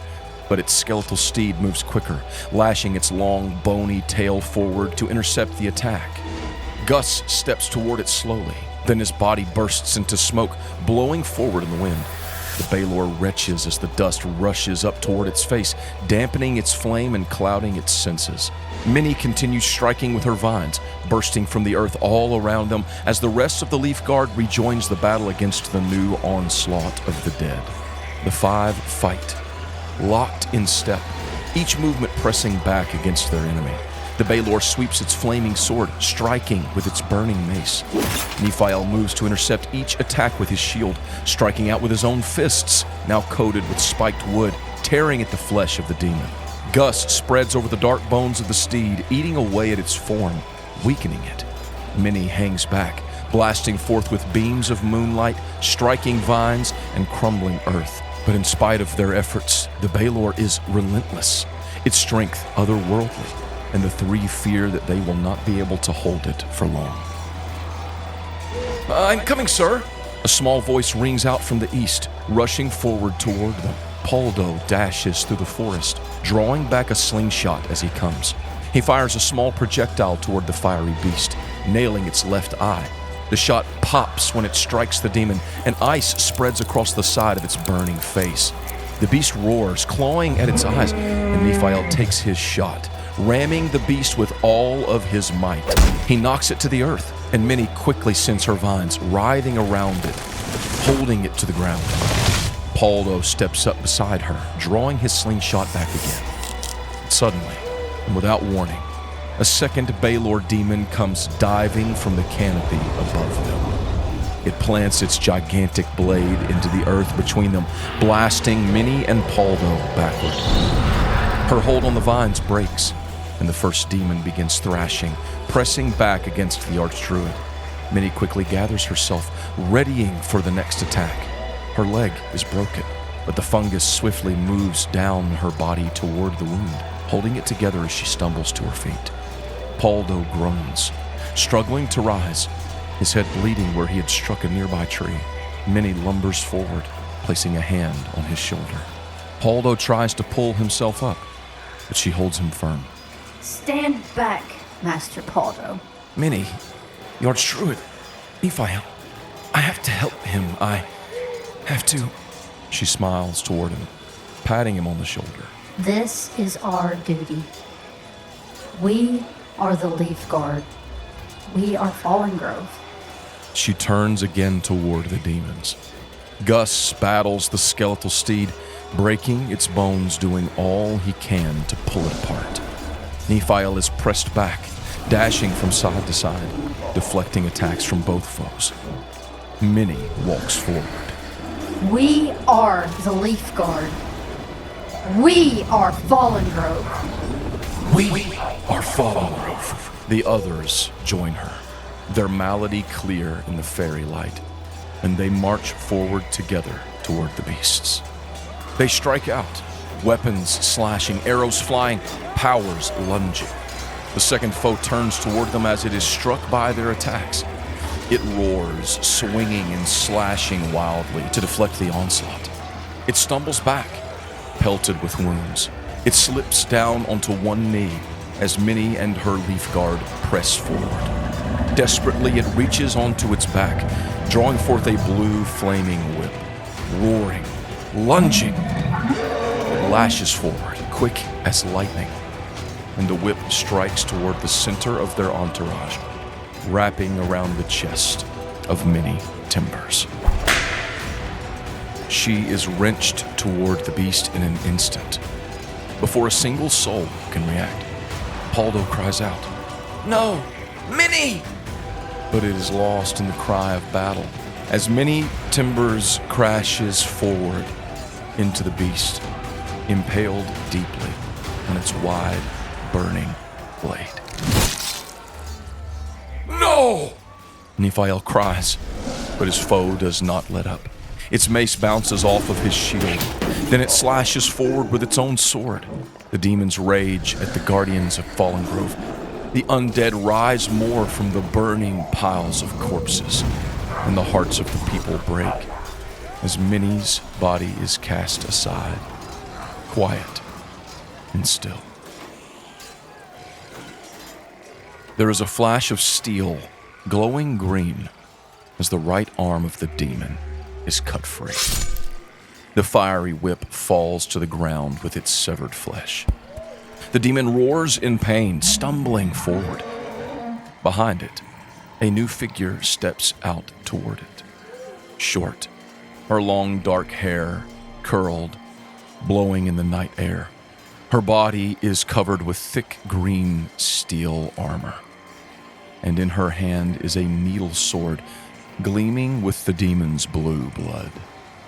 Her face is beautiful, but scarred, with recent wounds. One eye is covered with a dark green patch, and her hands are layered in bandages, marked with dark blood. Nephiel, my dear, never fear. Gretchen is here.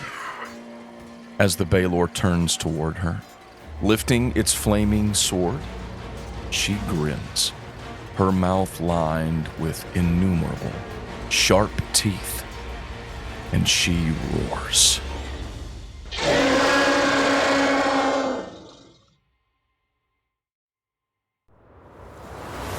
This is not good.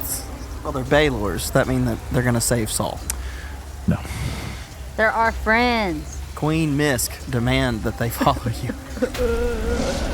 Oh my gosh. And they set out. This is going to be so bad. Burning and destroying throughout the city of Brightwood. Misk, What's up? you hear in your mind, Misk,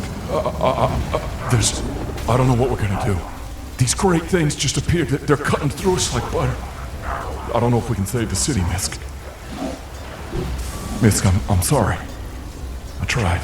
We're gonna rebuild it. Just keep fighting. I promised. We're gonna rebuild it. Can I give him? Well, I don't. You can't give him anything. He's on the other side of the city. Shut up. And there is no response to yours. And it is Naphtali's turn. We're all gonna die. Is Chris back to save the day yet? Yeah, I'm getting there. Don't worry. I'm moving real quick. Chris is gonna come back to all of his friends murdered. We're all gonna die. Gemalil. Provalian has set Blaze free from his curse. What do you do? Can I set other people free? You can try. In fact, I would let you try as a bonus action. How? Ooh, bonus action. The same way that Paylor tried to inspire you guys, I would say that you could go to one person and try to give them a god touch. Or you could spend your whole action to set someone free without making them do a save. I'll touch Kjorg. And you're going to use your action to set him free? I want to set him free. Okay. You can go up to Kjorg and using your god healing abilities, help him overcome the presence. I give him a nice massage. He completely overcomes the presence. Oh, yeah. And then I run back to where I was. Nice. Thank you, Jim. You want to use your bonus action for anything? I would like to use it to give somebody else an opportunity. Can I do that? Yeah. Save Yeah, him? Yeah, you can. You can let Mogert make a save with advantage. Yeah. Mogert. Do I have to run over there to her, or can I just No, yell you at do her? not. You can yell at her. This is distance, yes. Yell at me. Hey, Mogert, Yeah. get over it. All right, Mogert, give me a roll. Wisdom save with advantage. Dirty 20. Oh, baby. Finally, Mogert is set free. Let's go. You've overcome the presence. It's what we need. In this moment, I'm we alive. come back to the top of that round. When we do, the Crooked God is going to take a legendary action. If he does it again. He is going to use one legendary action to bring up a tendril toward Gemalil. Gemalil, what is your armor class? I don't have one. Okay, well, probably not, because it's over a 30. Yeah, it's 13. It does hit, and when it hits, you're going to take some damage. A tendril comes up out of the swirling black mass of the Crooked God, and it stabs into you. It's stabbing you while trying to wrap you up, and you are going to take 20 bludgeoning damage. I'm going to spirit shield him for 12. Okay, so you take 8 bludgeoning damage, and you are grappled. I'm grappled? You're grappled. Yes. Mogert, it is your turn. You've been bitten. You're grappled. Bitten. Also, I need you to make me a Constitution saving throw right now. Oh my god. 18. This is ridiculous. Your con's really good. Using the Mogert dice. Bro, we all hate you. All right, Mogert. Your con's a plus 13. 23. You succeed. You're going to take half of this. Okay. There we go. There is a burning black liquid substance all over you where this thing bit down on you, and you are going to take some damage from it. Oof. 23, but you take half of that, so you take 11 acid damage I'm hurting. from the bite. Oh boy. You can make an attack. You're grappled. It doesn't stop you from attacking or anything like that. It just keeps you where you are. You can also try to break free from the grapple by making a strength saving throw or a contesting strength. But does that takes an action, doesn't it, Alan? To break free from a grapple? Grapple, I think, but I'm not 100% sure. Yeah, it says you can use your action to escape. Okay. But you are in his face, so you can swing at him right here if you want to. Yeah. I've got Hammer of Winter in my hand, so I think I'm just going to hit him really hard with that. Well on him. Mm-hmm. Okay, 17 plus 14. Yeah, that's a 31. That does, in fact, hit. Hold up. One question. Did you want to rage first? Oh, yeah. Can I rage? You can, yes, rage. Okay, so I rage. You have an aura like Goku. Yes. Screaming Mogert. So that's 10 plus 8, 18, plus my rage, which is 4. So 22? Yeah, 22. Dang, girl. So that's a first hit. Second attack. Okay, 15 plus 14, so 29, right? That's a hit. Same thing. 2d6. That's not as good. 7 plus 8 plus 4 for rage. We finally hurting the guy. And I think All right. that's all I can do. I already used my bonus action, the rage. I used my actions. Yeah, that's all I can do. And I used my reaction this round, actually. You're not a god. You're a measly little cloud. His crooked, jagged smile spreads across his triangular, pyramidish face. And many eyes, black, with a white iris, look down at you. Little godling. And he licks his lips. He's about to eat another Eternus. It speaks. You look upon the devourer of worlds.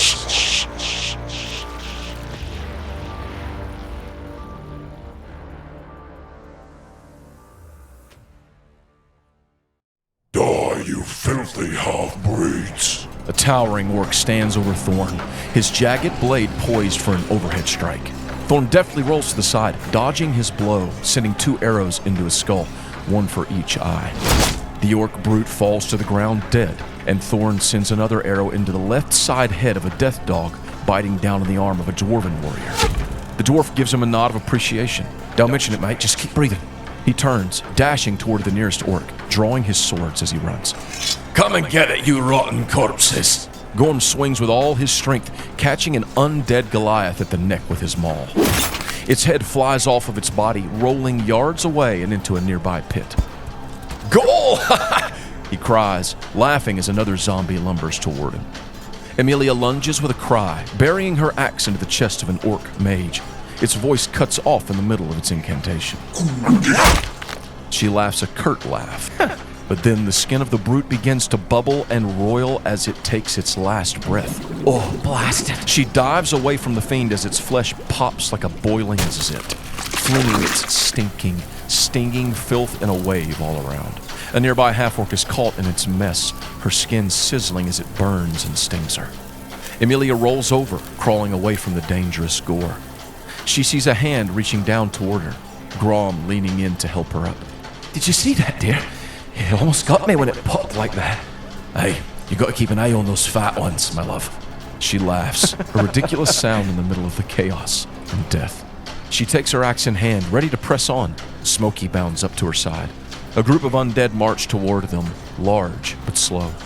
With a grunt, she rushes in their direction, axe raised for a horizontal swipe. I'll take 3 for 1 with this one. But her charge is disrupted as a sudden gust of wind strikes her, driving her face forward onto the dry land.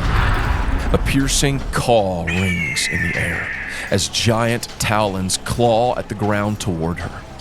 She screams as they pierce her leg, razor sharp, and enormous wings flap to take her from the earth. She looks up in her pain, and horror seizes her as she views her assailant.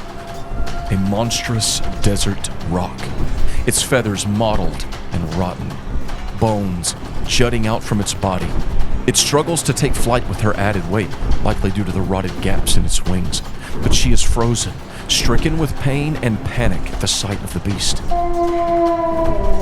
She snaps back to herself at the sound of Smokey's howl.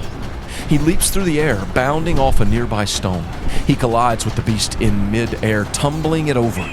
As it flips, its talons tear free from her leg, spraying the ground with her blood.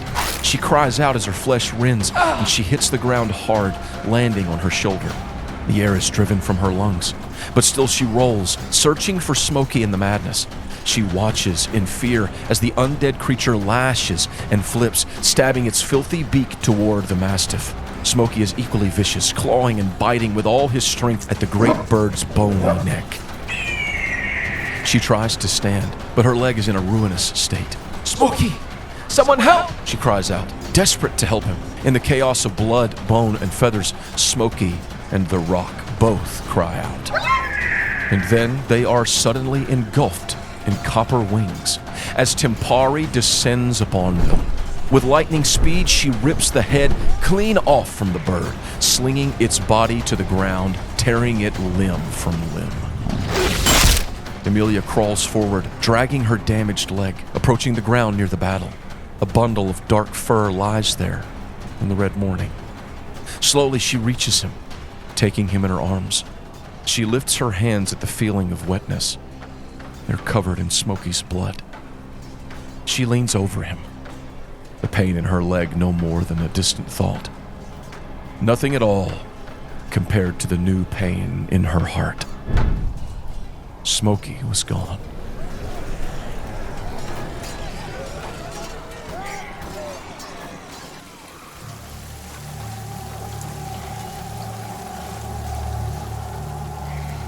Neftalia, holding the black flame sword in her hand, looking down on her daughter, bleeding. She holds a hand forward toward her. Says, I changed my mind. And with the other, she thrusts her sword forward. I can't dodge it. Dodge it. I'm going to roll it in D&D Beyond, just so we're totally 100% right here. If she hits me, I'm dead. Your armor class? 15. That is a 19 to hit. Oh boy. Oh my gosh. You take 14 slashing damage as the sword pierces through your chest, Misk. Mother. Off to the void. You fall unconscious, Misk. This is not good. And she pulls her blade free. And as her blade slides free of your chest, neither of you can see it. But there is a moment where her eyes blink and her face looks distraught. And then it is gone. She turns, facing the other two next to Gron. She raises a hand and she casts a lightning bolt. Oh my goodness. In this direction, using Quicken Spell, meta magic. And I need dexterity saving throws from both Kellen and Servance. It's getting heavy, boys. That's a natural 20. Natural Did y'all 20. both just roll natty 20s? Yes. Holy cow. Gosh. Let's go! Y'all just rolled natural 20s! Live! And we all win. Misk and Saul get healed. Dude, Kellen was going down. Live! It says live! Servance might have went down, but Kellen was going down. With natural 20s, neither one of you is going to take any damage. Let's go! You rolling and dodge underneath the blast of the lightning and completely unfazed. Kellen, it's your turn. Okay. What do you do? Oh my gosh, I think I'm having heart palpitations. Kill her to death. I'm gonna cast as a bonus action Healing Spirit, Okay, what level? 4th level, Okay. and I'm gonna cast it right on top of Misk and Saul. Okay, you can cast it up to 60 feet away. Let me read Oh it. boy. That you can see within range. I'll say you can see it. Yeah, I mean, it's not like they're a wall, those two. It's a 5-foot radius, and since they're technically right on top of each other here, basically, I'll say that you can do it. So you Okay. cast it. So, An intangible spirit appears in a space yeah. 5-foot cube you can see. It looks like a transparent beast or fey. What's it look like, Kellen? it looks like Charlie. No, it doesn't. It does. It is The Charlie. beast. It's Charlie! Come on, old bud. He's not there in the flesh. We need some help. He is a transparent spirit, intangible, it says. But he appears, and he nuzzles down next to Saul and Misk. Hello, friends of Kellen. It is time to wake. Oh my gosh. And he is going to cast some healing on you. Okay, so you guys will have to start your turn there, but you are both down. And when your turn starts, you receive healing. Okay. Okay, so you don't have to make a death save before then. But technically, you don't get healed until the start of your turn. Unless someone picks you up, moves you out, and then moves you back into it. That's the only way. Because it's when you move into that space or when your turn starts there. Okay. And the healing, you can tell what the healing is. What is it, 2d6? It's 3d6. Oh, yeah, it's because you went up a level, so 3d6. Yes. Okay. That's your bonus action. Yes. What do you want to do for your action? You can't use a spell. Can we know how much the 3d6 is? Sure. Kellen, you can roll 3d6. It's 9, so you'll take 9 hit points. It's not much, but it's honest healing. It's enough to wake them up. I mean, it's better than one more death saving throw for Saul. It's not being dead. True. What do you do, Kellen? Saul was done. I'm going to use my longbow. Okay, you get 2 attacks. So, go ahead and roll them disadvantage. But you do have a plus 11. That's an 11 plus an 11. Okay, so 22 against Neftalia. That's a hit. Okay. So roll me the damage. That's 9 points. Okay. That's an 11 plus an 11. So you got another 22. All right, go ahead. Come on, Kellen. 4 plus 4. So 8 more. 8. Yes. The second arrow sinks into the back of her head at the base of the skull. She falls to her knees. And the sword does come to the ground and stab into the ground, and she is leaned over on it. Her head slumped down, her eyes open, unmoving. Oh, yes.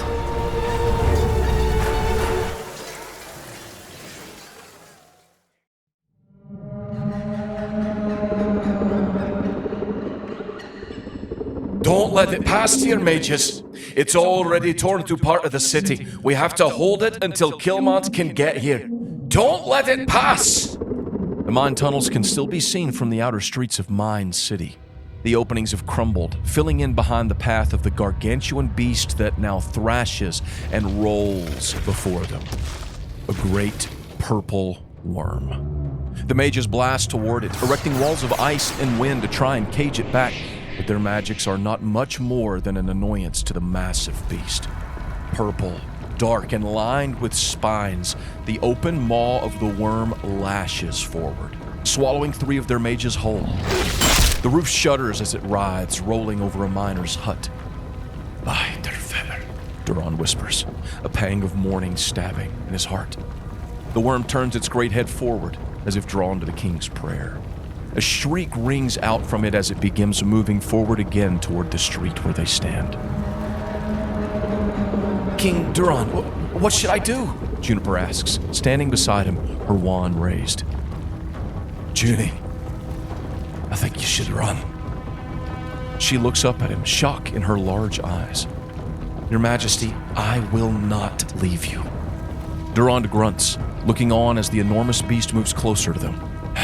Well, I guess we better give it our best shot then. Huh? Durand pulls off his gloves, drawing his holy symbol from under his breastplate. Juniper looks at him with concern. Lord Durand, will it work? His eyes are steel. We are about to find out. The purple worm suddenly stops. It writhes, trembling. Its maw opens again, and sliding down its long tongues come 4 Goliaths. They hold blackened staffs, the mark of Kroomtod on their heads, and darkness begins pouring out from their mouths.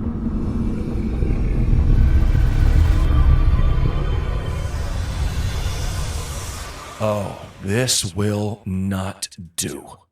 Juniper steps forward, and with a wave of her wand, the mouth of the beast burns with a sudden blast of daylight. The mages hiss, diving away from the burning light. Duran takes his opportunity. He prays to the god of the dwarves, and his hand fills with the cool divine power of his god. He rushes forward, calling forth the familiar words of power, as he summons a celestial spirit. Hard light appears between his soldiers and the great worm, taking the form of a 15-foot-tall dwarven warrior. In its hand, it holds a tall shield, stretching from the ground to the top of his helm. Durand is shocked for a passing moment as he realizes that the shield is not embossed with the anvil of Dervetter, but instead with a teal glowing rune in the shape of a turtle's shell. The spirit brings its massive shield down with a boom before the worm, then summons into its other hand a long mace. The worm strikes out toward the spirit with its gaping maw, but the shield flashes as it makes contact, repelling the beast. It squirms back, and the spirit swings its mace, breaking many of its long, jagged teeth. Juniper runs up to the side of the radiant spirit, raising her wand toward the dark mages. Now recovered from her distracting spell of daylight, they begin firing spells of their own at the soldiers behind her. She casts defensive wards, trying to intercept their attacks. The spirit picks up its shield, stomping forward toward the worm, driving it back further away from the streets of Mine City. Duron takes the thrasher in his hands, turning to the soldiers. Kilmont will come as soon as he's able. Until he does, we will fight to hold back this beast. As long as our hearts beat in our chests. He strikes his breastplate, and the soldiers answer in kind. Draw your weapons, soldiers. Let's send these dark mages back to their crooked god. With a cry, the soldiers charge. The Goliath mages summon dark beings from the shadows, and the battalion goes to war. The battle is short, but brutal. Many soldiers fall to the dark blades of the summoned shadows, but the iron-hearted dwarves drive through. Behind them, the worm continues to thrash and bite at the spirit defender, but the celestial servant of Mogert holds its ground. Duron leads forward, breaking his way toward the Goliath mage before him. Juniper sends fire, ice, and lightning forth into the fray, dispelling many of the shadows. A path opens before the king, and his eyes fall on the tallest of the mages, his hands raised holding a black orb. The king rushes forward, thrasher aloft and ready, and as a bolt of purple energy blasts out from the orb of the mage, Duron brings the great maul down through it, shattering both the orb and the mage's outstretched arm. The Dark One howls in pain, but his howls are cut short as King Duron brings the hammer back around, crushing his head with a sharp blow. The rest of his standing soldiers break through, and the mages are overwhelmed. Soon, the only ones standing in their fray bear the mark of Dimmerhold, of Dervetter. As if on cue, a roar rings out from behind them. As the great white dragon, Kilmont, the Unforgiving, makes his entrance at last. He bounds forward, leaping over the armies. The spirit sinks to one knee as the worm wraps its spiked body around it, squeezing. But in a moment, the white dragon barrels into the purple beast, ripping it free from the spirit and slinging it against the far wall of the mines. The soldiers rejoice, cheering for the dragon as the spirit stands, taking its mace back in hand. Durand! Durand, come quickly! Duron turns behind him, where Barda has appeared. She sits on the street, the bodies of their dead soldiers littered between them. She is holding in her arms the thin form of Juniper, her eyes wide, a blackened streak marred down her face and neck. The queen shakes her. Durand! Durand! She isn't breathing.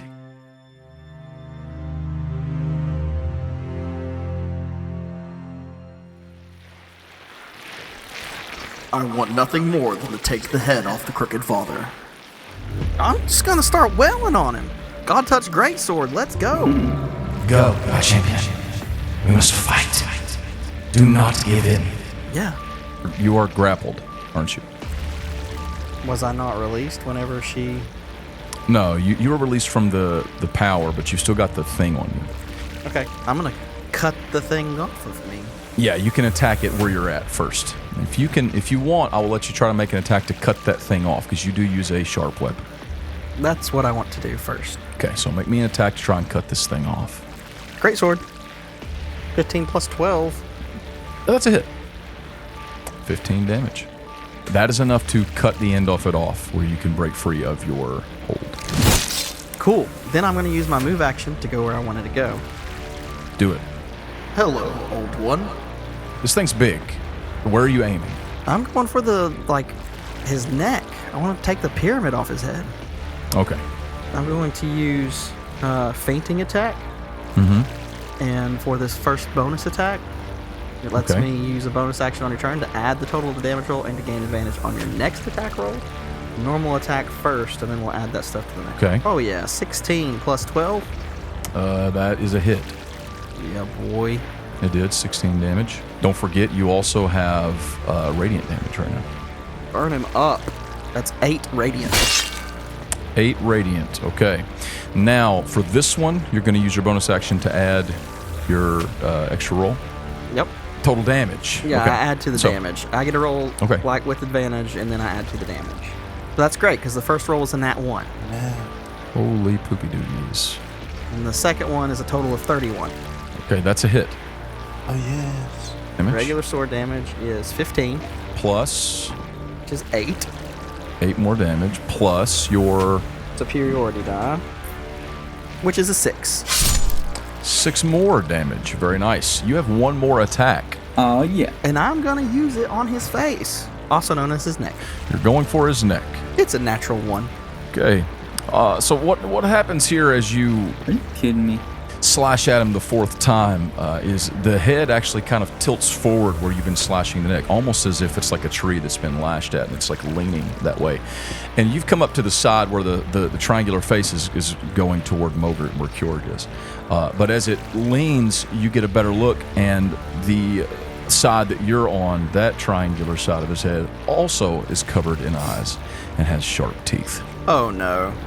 It spreads in a twisted, jagged grin and swings toward you to make a bite. Come on, miss. What's your armor class? 16. It's a natural 20. I figured. Bye, guys. It's been fun. No freaking way. And this is how time is ended. 44 piercing damage.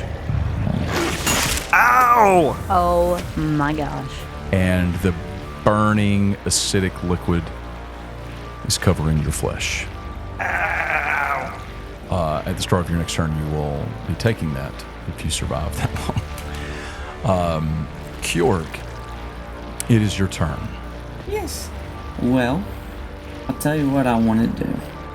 Engulf my fur into golden flames. Okay. Because I am very angry. You are. And then I'm going to do what I always do. Which is? Start blasting. Okay. Blast him. That is a 29. Hit. Roll me your other attacks. Okay. Ooh, that's a natural 1. Go ahead and roll me the damage on the first one. 12. Okay. He takes 12 damage. You're hitting his head, right? In his stupid face? Yeah. You hit him and his head rocks back. You go in for the next hit. And just like he did Blaze, in fact, you can see Blaze's legs hanging out of the mouth on the opposite side as he swings his neck around. Oh no. And he swirls his gigantic head toward you to make a bite attack on you. But why though? It's a dirty 30. That hits. That's not good. Let's roll this. That's 32 piercing damage. Oh my gosh. And you hear the low rumbling chuckle coming up through his rancid throat. And then from what you can only assume is a third mouth on the other side, you hear him speak. I will devour each of you. Your terrorists will be consumed. Oh boy. And this world and all worlds to follow will be mine. Nope. No, it won't. Back on the surface, there is a rumbling. A grumbling. As the swirling form of the Crooked Father spins in the sky, and the earth beneath your feet begins to tremble. And there is a breaking of the world in the form of a centralized earthquake. You hear screams all over the city of Brightport, and you see buildings tumbling. You hear explosions.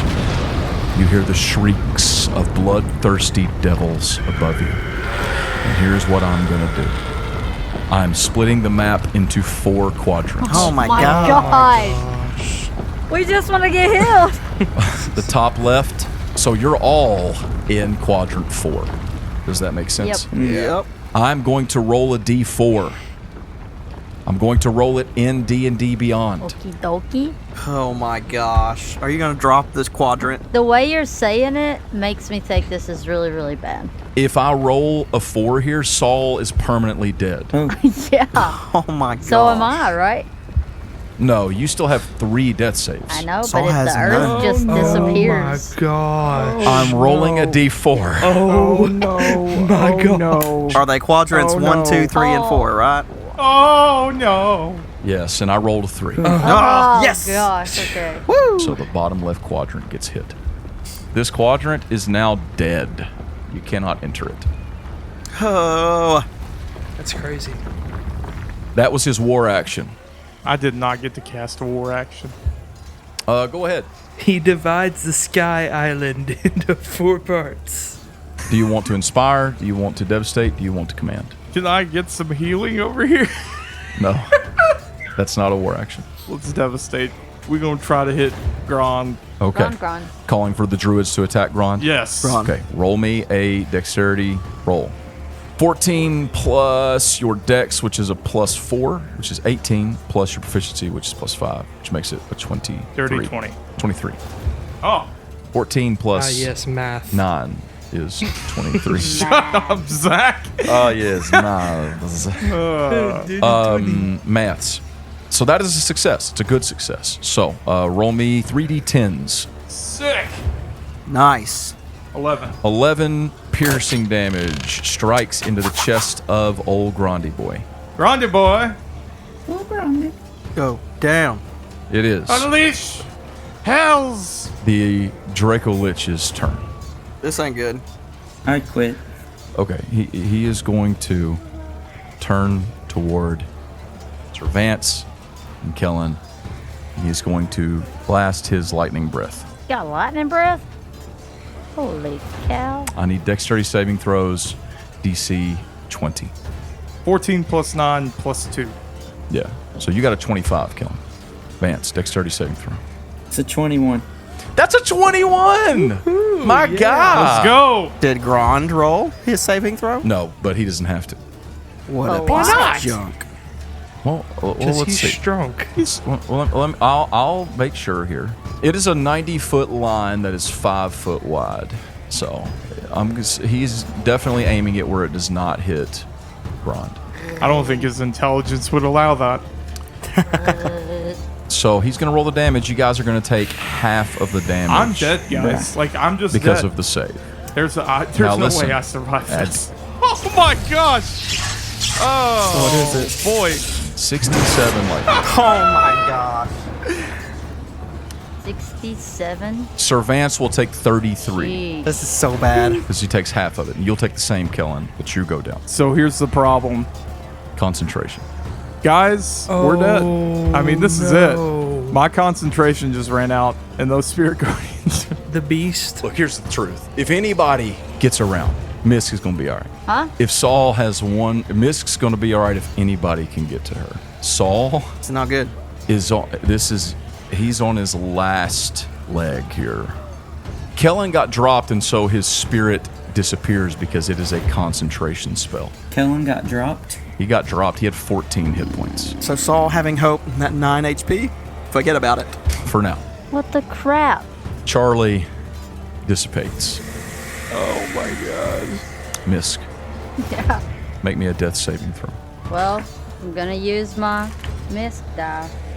Tell me you got a nat 20. What is it? I got a 4. That is a failure. Oh! Don't roll on that one when you have to do it again, and we'll be happy. If you roll a natural 1, you're dead.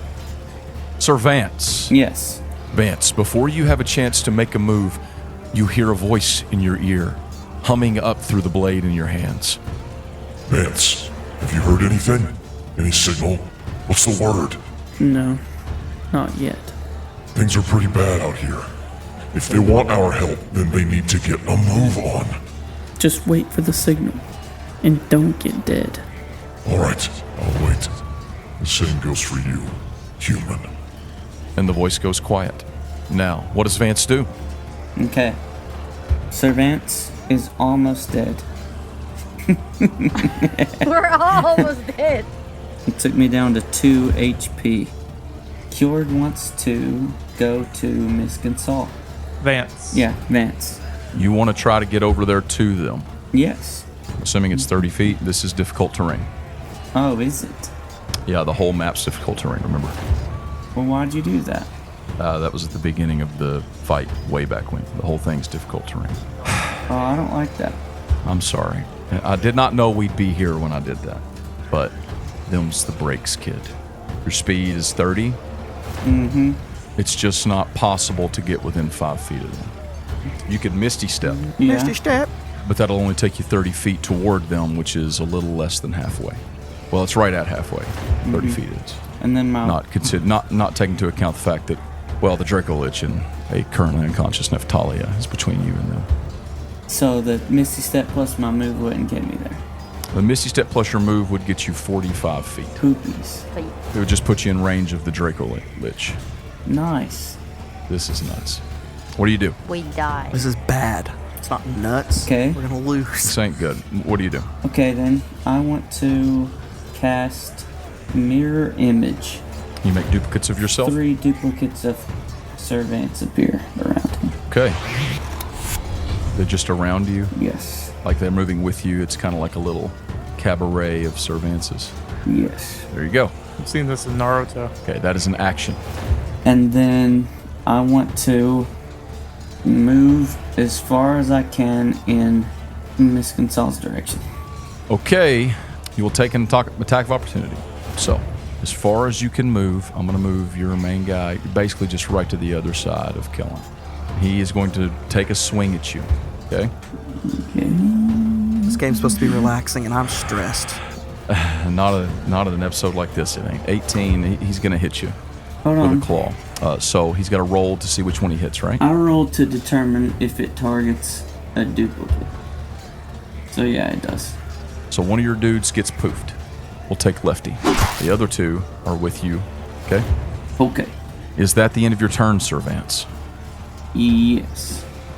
Linnaeus Darkstorm and his fleet bring their ships in as the waves are increasing in strength. As they are disembarking, the crooked god begins to spin. And as the earthquakes shake the city, 50-foot waves come rolling toward the shore.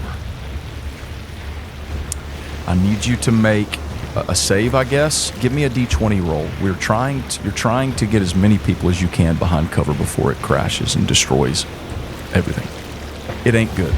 So make me a d20 roll, Linnaeus. That's a 9. Your charisma is a +9, so that is an 18. An 18 is not a success.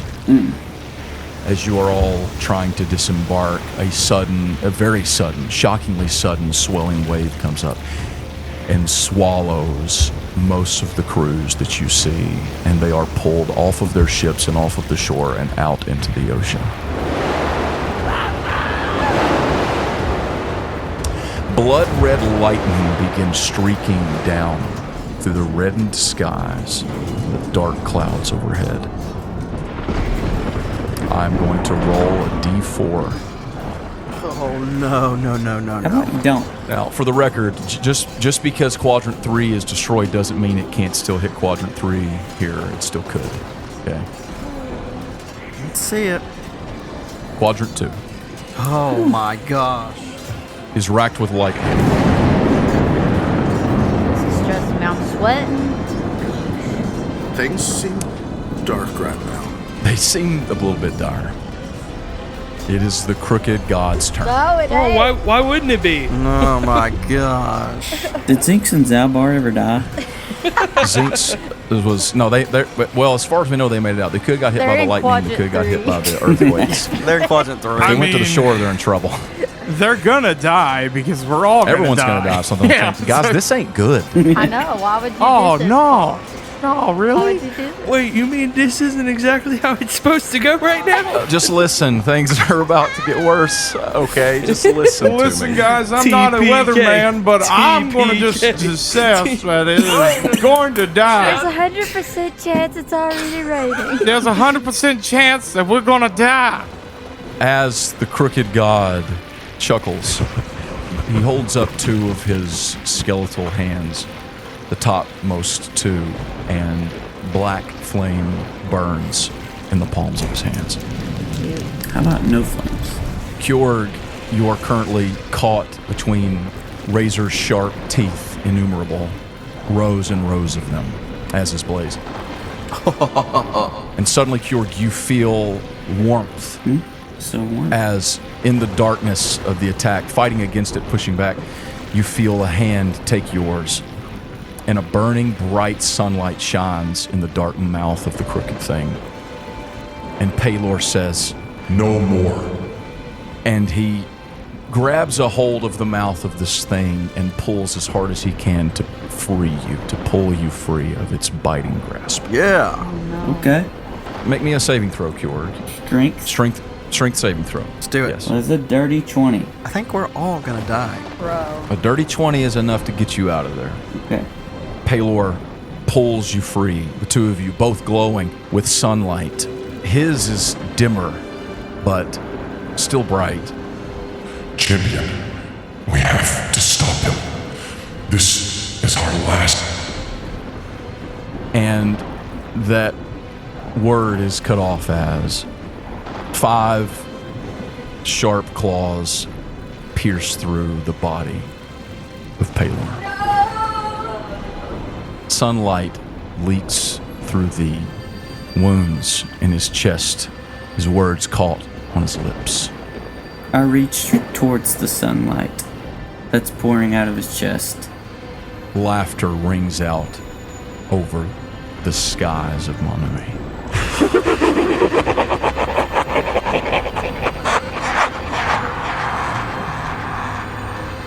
This was mine.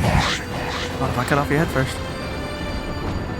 You reach toward him, and his hand withdraws, and Paylor falls into your forearms. Child, do not give in.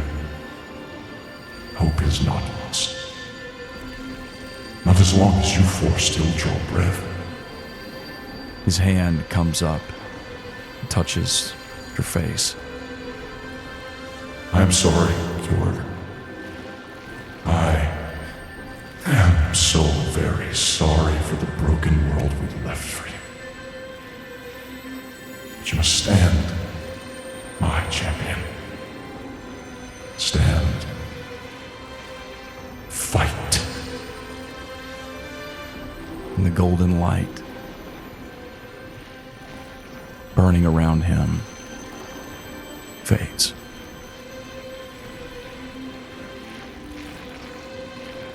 Jim. Come on, Jim, kill us, dude. No pressure, Jim. Yeah. So he casts Storm of Radiance. Okay. You unleash a storm of flashing light and raging thunder in a 10-foot radius, 40-foot high cylinder centered on the point you see within range. While in this area, creatures have the blinded and deafened condition, and they can't cast spells with verbal component. And when the storm appears, each creature in it makes a Constitution saving throw, taking 2d10 radiant damage and 2d10 thunder damage on a failed save, or half as much damage on a successful. You're going to put a 10-foot radius thing in the middle of where he is? Yep. Constitution save. What's the DC? 19. He succeeds. Oh my gosh. Oh my gosh. He got a 21. It's a trick. Success is actually with the spell. No, I lied. It takes half, so 2d10 radiant, 2d10 thunder, he takes half of that. Indubitably. 6 radiant and 12 from thunder. He takes that. And when Jim does this, he's like, Baylor! And then the lightning starts and the thunder. I like that. The storm appears over top of him, raining lightning down on him as lightning rains down on the surface below you. Mogert. You got out of his mouth, didn't you? You still grappled, but you're not in his mouth. Yeah. I'm gonna hit him. Okay. With my Hammer of Winter. When I hit him, though, I can also use instant death. Ancestral Protectors. So while raging, the first creature you hit with attack on your turn has disadvantage on any attack that isn't against you. And when the target hits a creature other than you, that creature has resistance to the damage dealt by the attack. This is good. Okay. Oh yeah. So 29 to hit. That hits. 7 plus 8 plus 4, 19 damage. Okay. Going again? Yep. Come on, Mogert. Okay, 13 plus 14, so 27. Same damage. 7 plus 8 plus 4. And then bonus action. I think I'm gonna use. Bonus action, he does. Yeah, bonus action, he dies. He does. I guess I'll use Speedy Recovery. I thought about using one of my health potions that I have, but I feel like a loser being a god and all, using a health potion. Just saying. Okay. So, could I, like, act like it's part of my featured trait, but I'm really using one of those, and I just kind of... Sure. Yeah, that's fine. So, I'm going to use... Superior, which is 8d4 plus 8. But as I'm hitting him, you just see, like, she's just glowing, icy, just raging. Like, she's so mad. She's just, after she hits him and he has to, like, focus on her or the disadvantage. You want to fight someone? Fight me! I'm not scared of you. I've never been scared of you. We will win.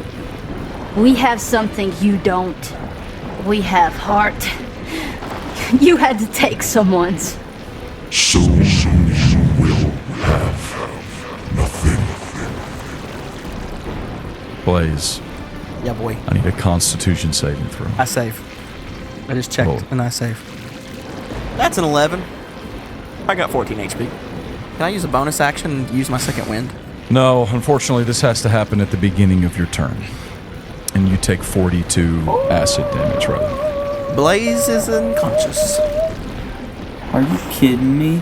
The moment that the burning acid seeps down into the wounds along your back and your chest, Blaze, you feel consciousness drifting away. He laughs himself out of existence. You do hear a no! Oh my gosh, no. And you all see Provalian appear, take him by the hand, and disappear. You appear on the outside. She is holding Blaze unconscious. Tears flow from her lovely eyes. Oh, man. Our world is breaking. Her light flickers and dims as the deep rumbling laughter of the evil god rolls toward you. We are lost. Tell me that. Dervetter, Paloy, we have failed. My champions, I do not have the strength. Let it be my turn.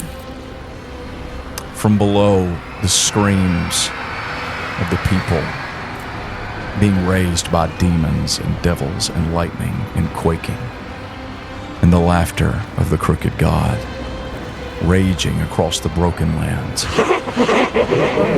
She touches your face, Blaze, and some life comes flowing back into you. She wakes you. You get 15 hit points back. Oh, yeah. Blaze, what do we do?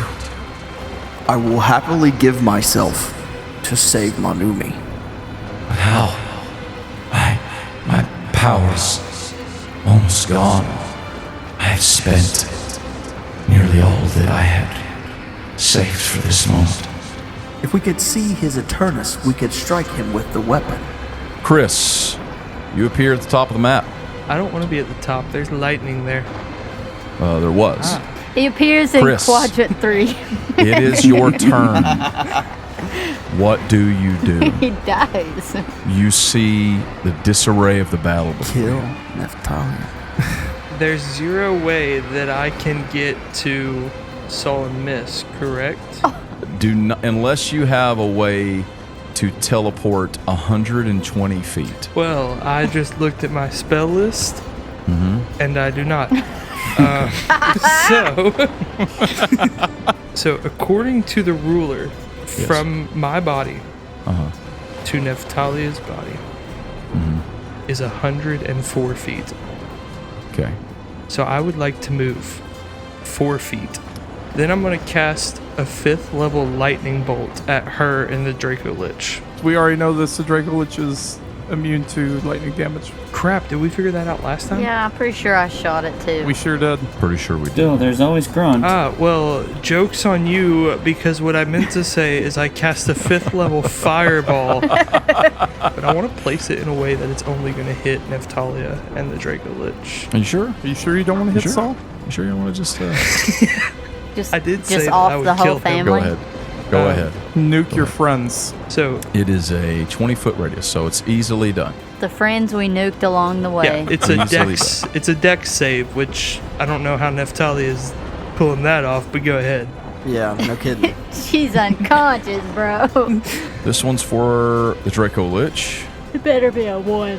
This one's for Naphthalia. It better be a Oh 1. wait, Naphtalia's unconscious. She got don't a even make save. disadvantage, bruh. She don't make a save. She's just going to immediately fail. You immediately fail dex saves when you're unconscious. I knew You that. can't dodge. That's what I said. The Draco Lich, he fails. So roll me the full damage. 33. Okay, you do 33 damage to the Draco Lich. You also see as Naphtalia's body is engulfed in flame. Nice. As it is, oh boy, you see her flesh burning, melting, turning to ash. Her eyes open, engulfed in the burning of Chris's fire. And she reaches towards her children as her body falls forward, lifeless, and is consumed. And she's gone. Blaze. Where is he weak? I am weak nowhere, godling. Liar! There is nothing you can do. Your simple attacks against me. What did you hope to accomplish here? I am the black flame of Krumtad. I am the amalgamation of all things. I am destruction. I am death. And this is your end.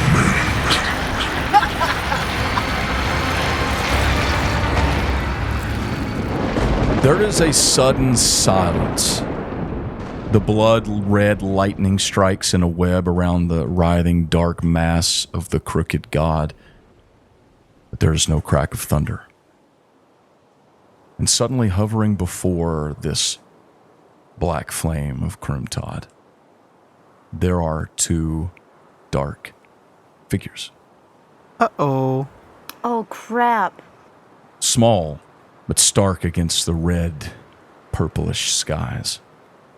They stand resolute above the twisted abomination, looking down, facing the beast, their hands clasped together.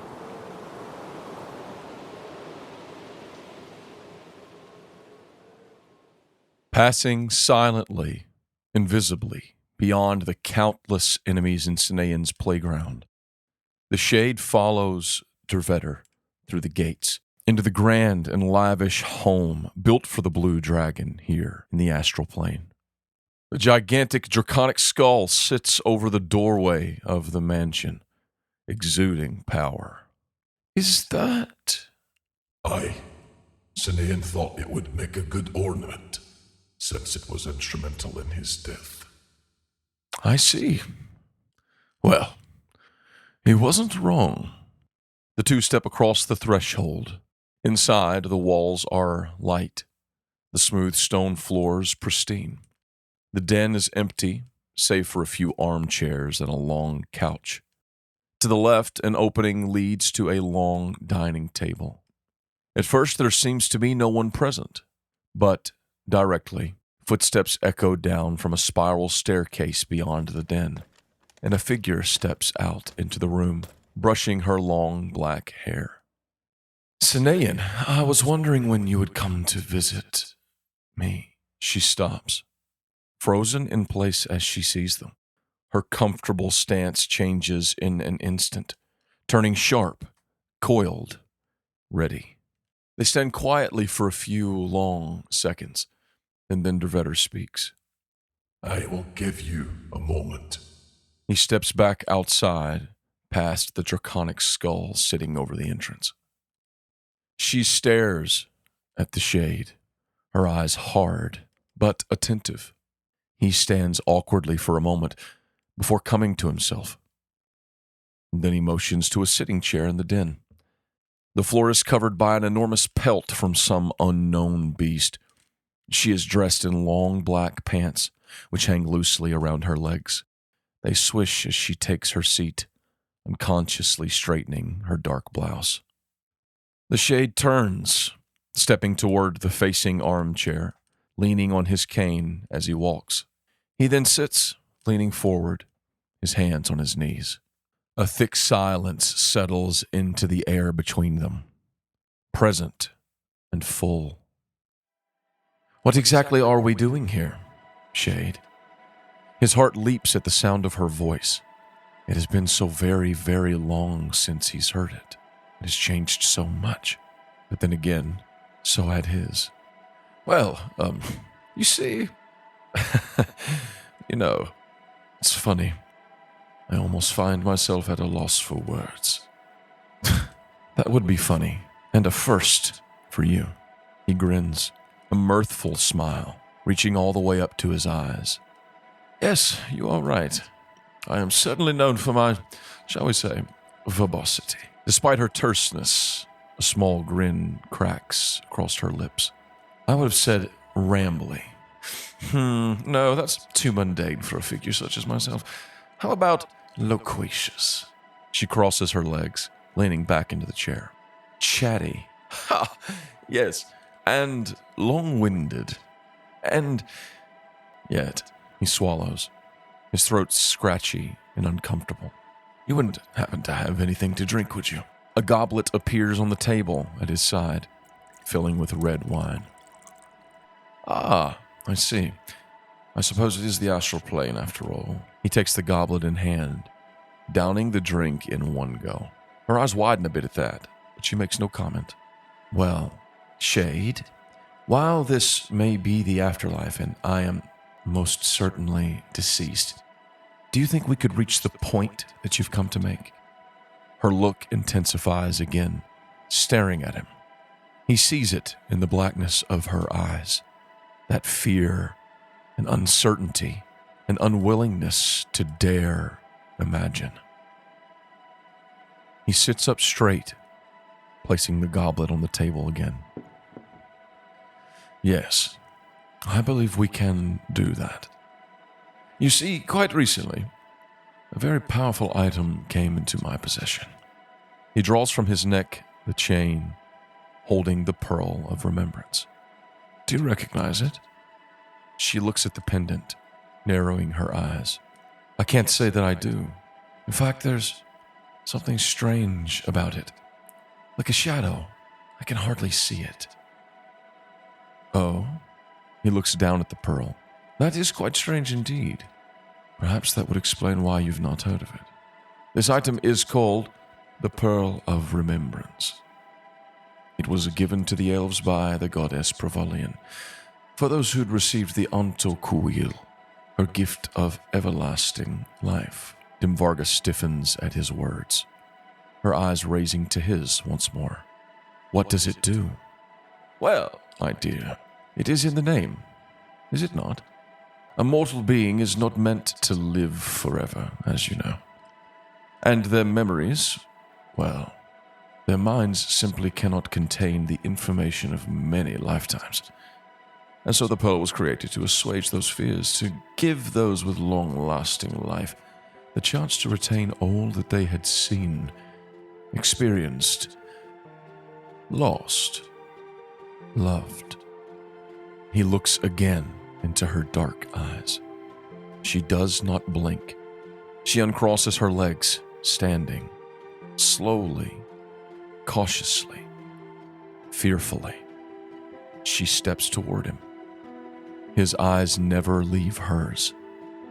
His heart beats so loudly in his chest he is certain her draconic ears can hear it. 8 feet away. 5. 3 feet. 2. She kneels before him, her eyes level with his in the armchair. She leans forward, glaring, her sight passing into his eyes, through his face, his skin, his very heart. Feyeren, she whispers, her words reaching for hope.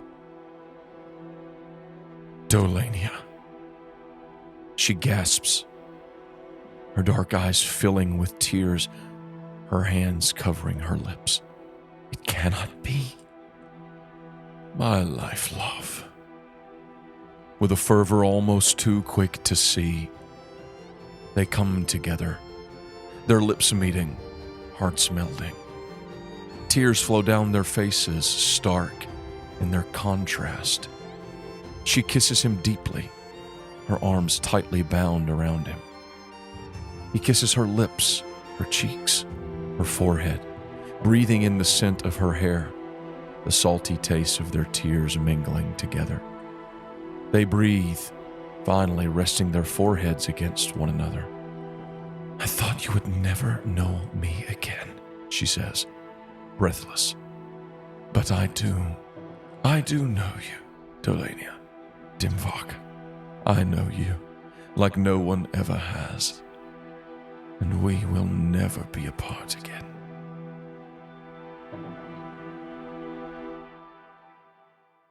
They sit like that for a while, holding one another. But after a time, the footsteps of Dervetter sound toward them again. I see you have found one another at last. Dimvarga snaps her head up, the sharp look returning to her eyes for a moment. But he squeezes her hand, and she softens. The two of them rise from their knees, hands clasped together tightly. Dervetter, the god of death, looks upon them. His ashen skin has a gleam in this place, the realm of his own creation.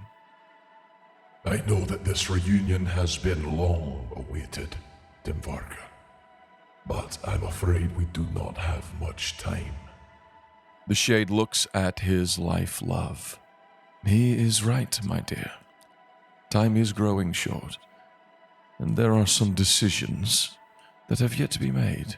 Dimvarga looks at the god, the harshness remaining on her face. And what decisions are those exactly? Are the gods not finished taking from us? Haven't you done enough? Dervetter's eyes close as he sighs. If the two of you so choose, you shall remain in this realm for as long as it stands. I will not stand in your way. We failed you both, all those years ago, and I am sorry. Tears rim her eyes again as she speaks. Your goddess took everything from me. From us. And you did nothing. Dervetter opens his eyes again, looking at her. Yes, she tried to undo what she had done, but I take full responsibility. We did nothing. We feared our oath, what that breaking could bring. We thought we could hold that together. We were foolish. But I ask you, Dimvarga, what evil have you done in the name of your beloved? Have you also allowed others to suffer? Have you wrought suffering with your own hands? Her skin pales as he looks on her. Zerluin squeezes her hand again. I think we can all agree There has been much wrong done on every side. And while I am not ready to forgive and forget, now that I have what was taken from me, I am less bothered with what was left behind. He looks at her again, taken in by her loveliness. I see what is here, now, and I wish to retain it.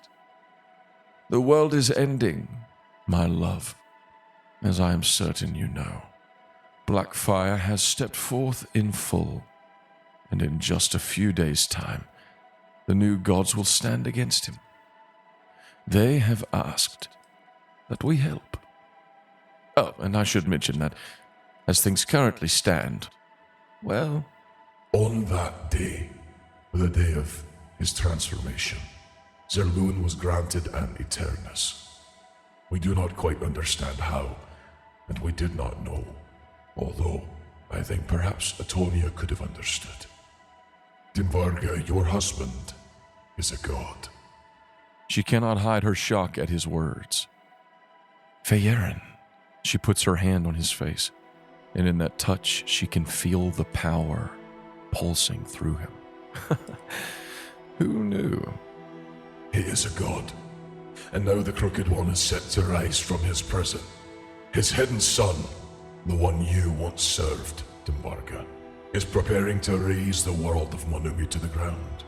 He will leave nothing in his wake, burning and destroying as he goes. And once he is finished with the natural realm, he will come for this one, she says, knowing it to be true. He spoke of building a new world in his image, but now that I have been freed of his touch, I am not so certain.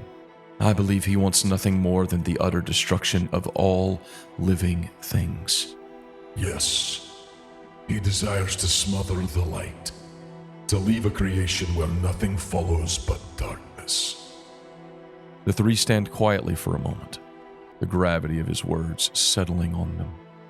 If you choose to remain here, to keep your part free from the world of Monumi, then my brethren and I will honor that choice. We have taken much from you.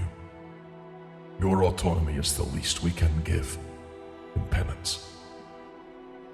But if we fall to the power of Kroomtod, then your time will be short here. He will come for you, in all worlds, and the gods. He falls silent. Our champions are strong.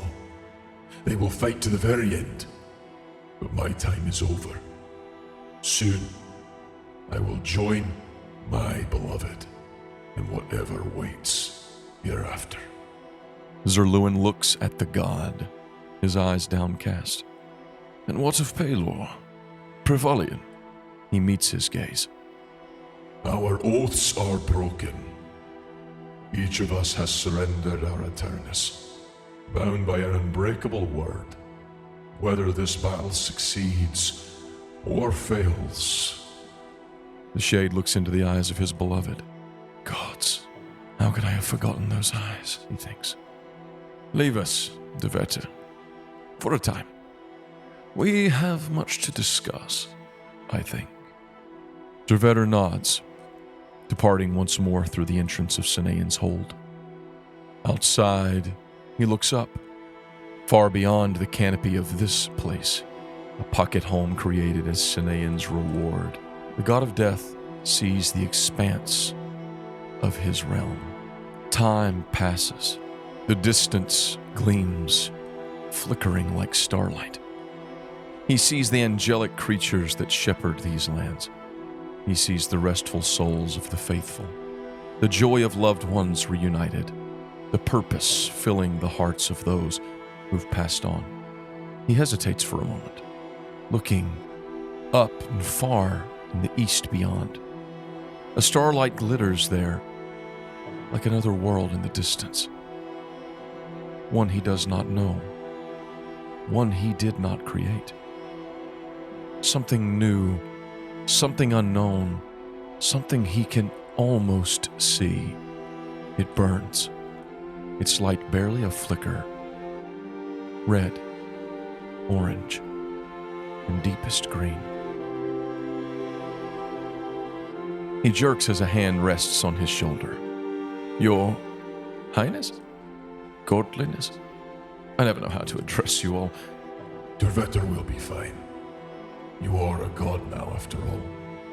We have made our decision, says Dimvarga as she steps out into the twilight with them. We've had enough of the natural world, we think. We are ready for something new. Dervetter nods solemnly. Of course. It is your right. I should leave you, then. Hold on, Dervetter, the Shade says. I said we've had enough. I didn't say that it wouldn't help. He pauses, surprised, but hopeful. I see.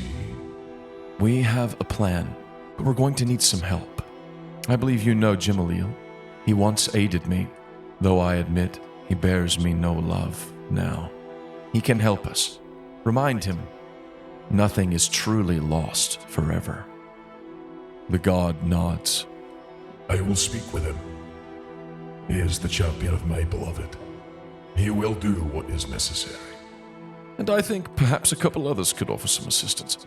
Some friends of mine, if you could call them that. It will take some precise timing, and we should keep it strictly need to know. But if everything goes according to plan, he trails off, looking again toward his bride. She meets his eyes, shining blue, and she takes his hand. Then our next journey begins. Together.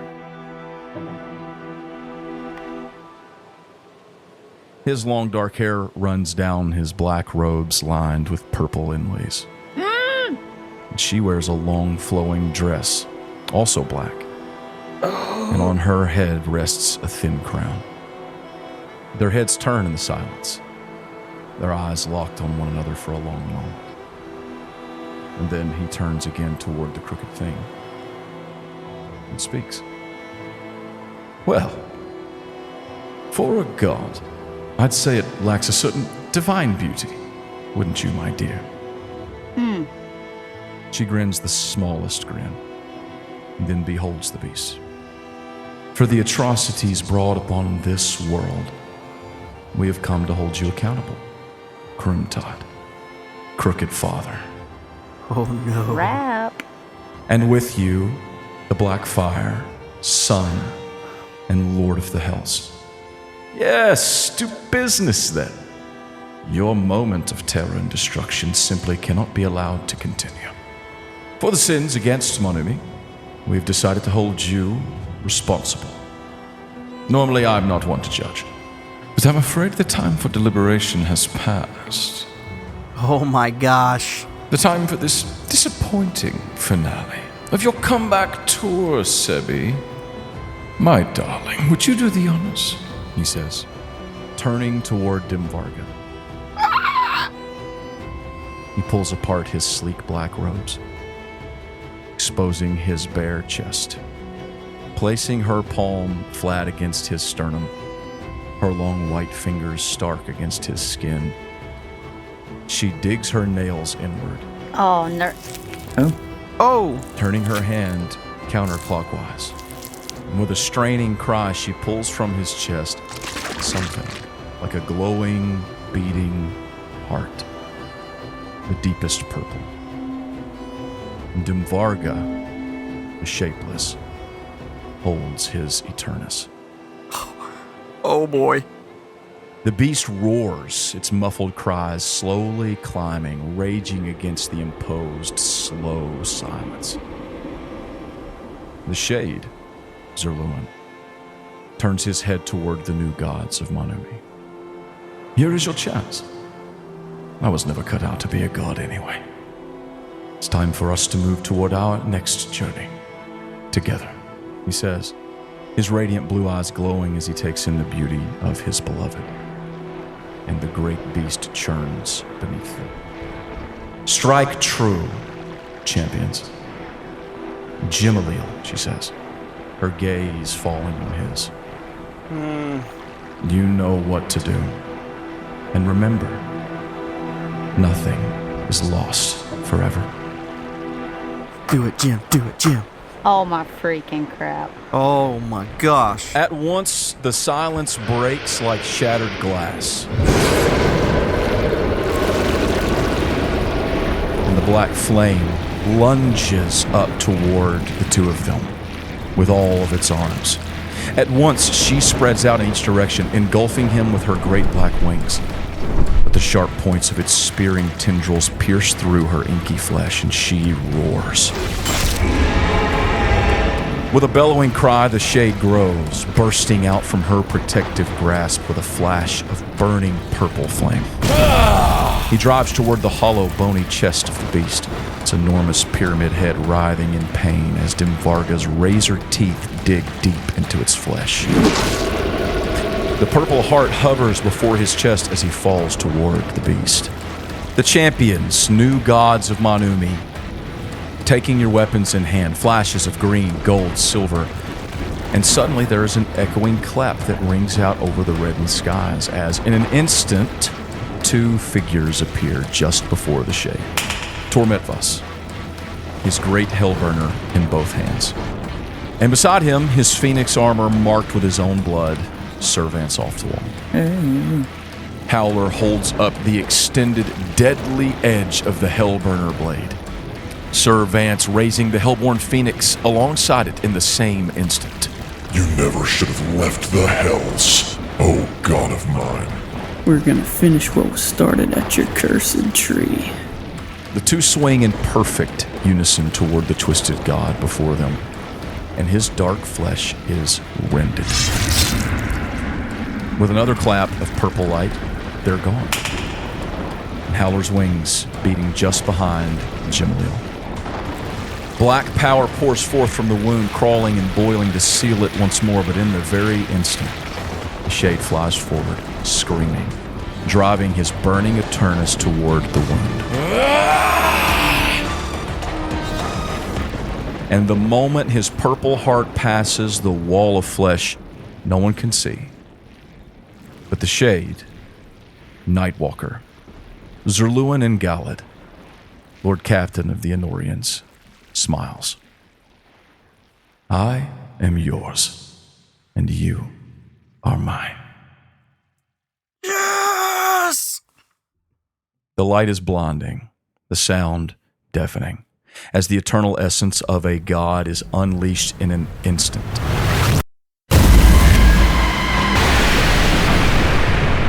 An explosion bright enough and hot enough to melt away worlds. If they were anything but gods, the champions might have been undone by the power of that light. But they're ready.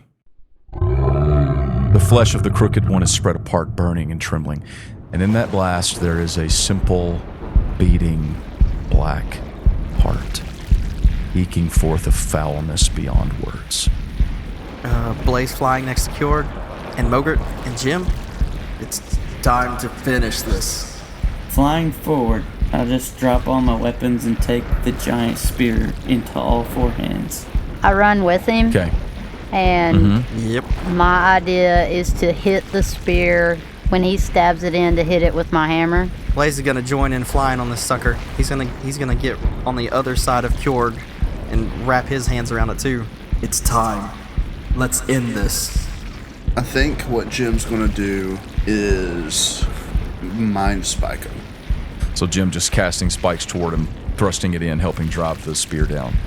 Kjorg, roll it. What am I rolling? With advantage? Yes, of course. There's like 12 of you doing it. Okay. It's an attack roll with advantage, Kjorg.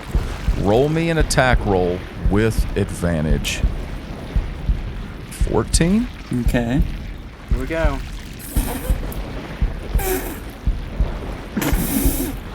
I saw 22 and a 19. Look, the thing is, a 22 is under his armor class. It means it doesn't work? Kjorg, you can use your inspiration. Oh, yeah. Oh my gosh, you have inspiration. This is the time. This is the time to use inspiration. Nah, save it for something more important. Don't use it. This is such a Jeffrey thing to do. Driving forward, the pressure of this beast pressing back against you, you recall the words of Pelor. Stand, my champion. Stand fight. Okay. My God in heaven, Bjork. Okay, that's a crit if it's my attack roll. Oh my gosh. It's a 19. Yes! It's a 19 crit. 19 plus 14. What a way. What a way to finish this. With the hammer, with the driving of 6 hands and the spikes of Jim's mental attacks toward the crooked god, the spear pierces the black heart of Krumtad. As the light of the god spear pierces the Eternus at the center of the black flame, the world trembles. At once, cries ring out across the land from the hellish devils and demons that litter the surface and skies below. They scream as they flee back toward their portals, seeking asylum within the dark confines of their hellish home. The undead stop, falling at once to the ground. Thank you, sweet Lord. As if all the power that upheld them had suddenly switched off without warning. Jeez. And the dimmed, blood-red sun in the sky sizzles and burns, melting away the dark film that held back its light. And the fiery glow of that great celestial aspect sets the dark tenets of the Crooked One aflame.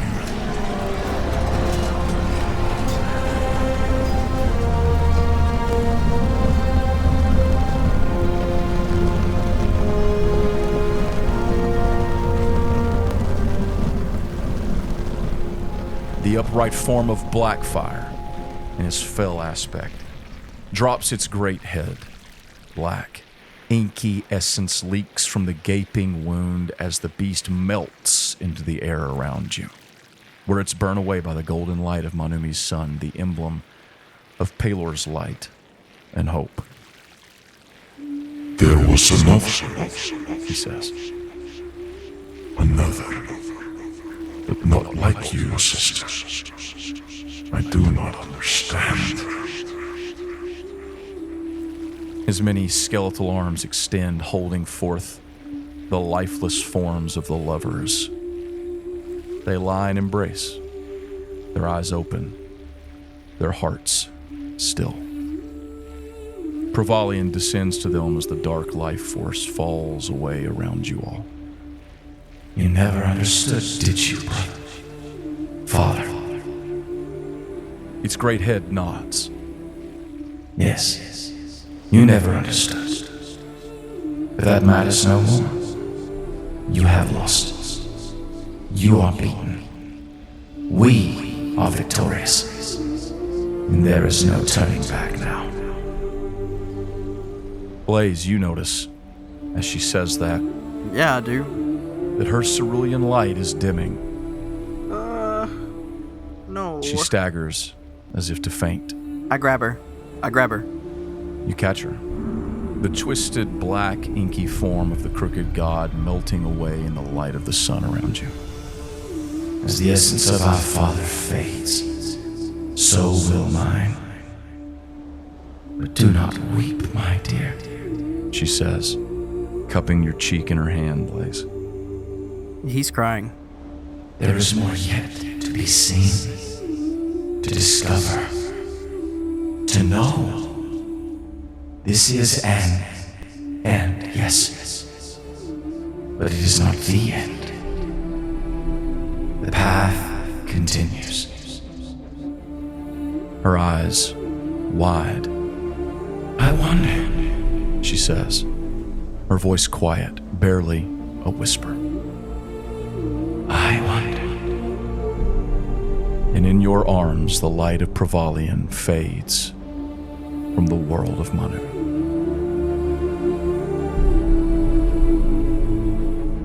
Gone. The weak voice of Blackfire rumbles towards you. At least they are gone. I walk towards him. He is now smaller, similar to his previous form, but pocked with wounds, holes, all of your many attacks against him. You have won your world, godlings. Claim your prize, your peace. For Krumtad, my father. And I'm done. Yes, you are. And without, not even flexing, his greatsword moves so fast that you can't see it, and the top of his head slides off before he dissipates.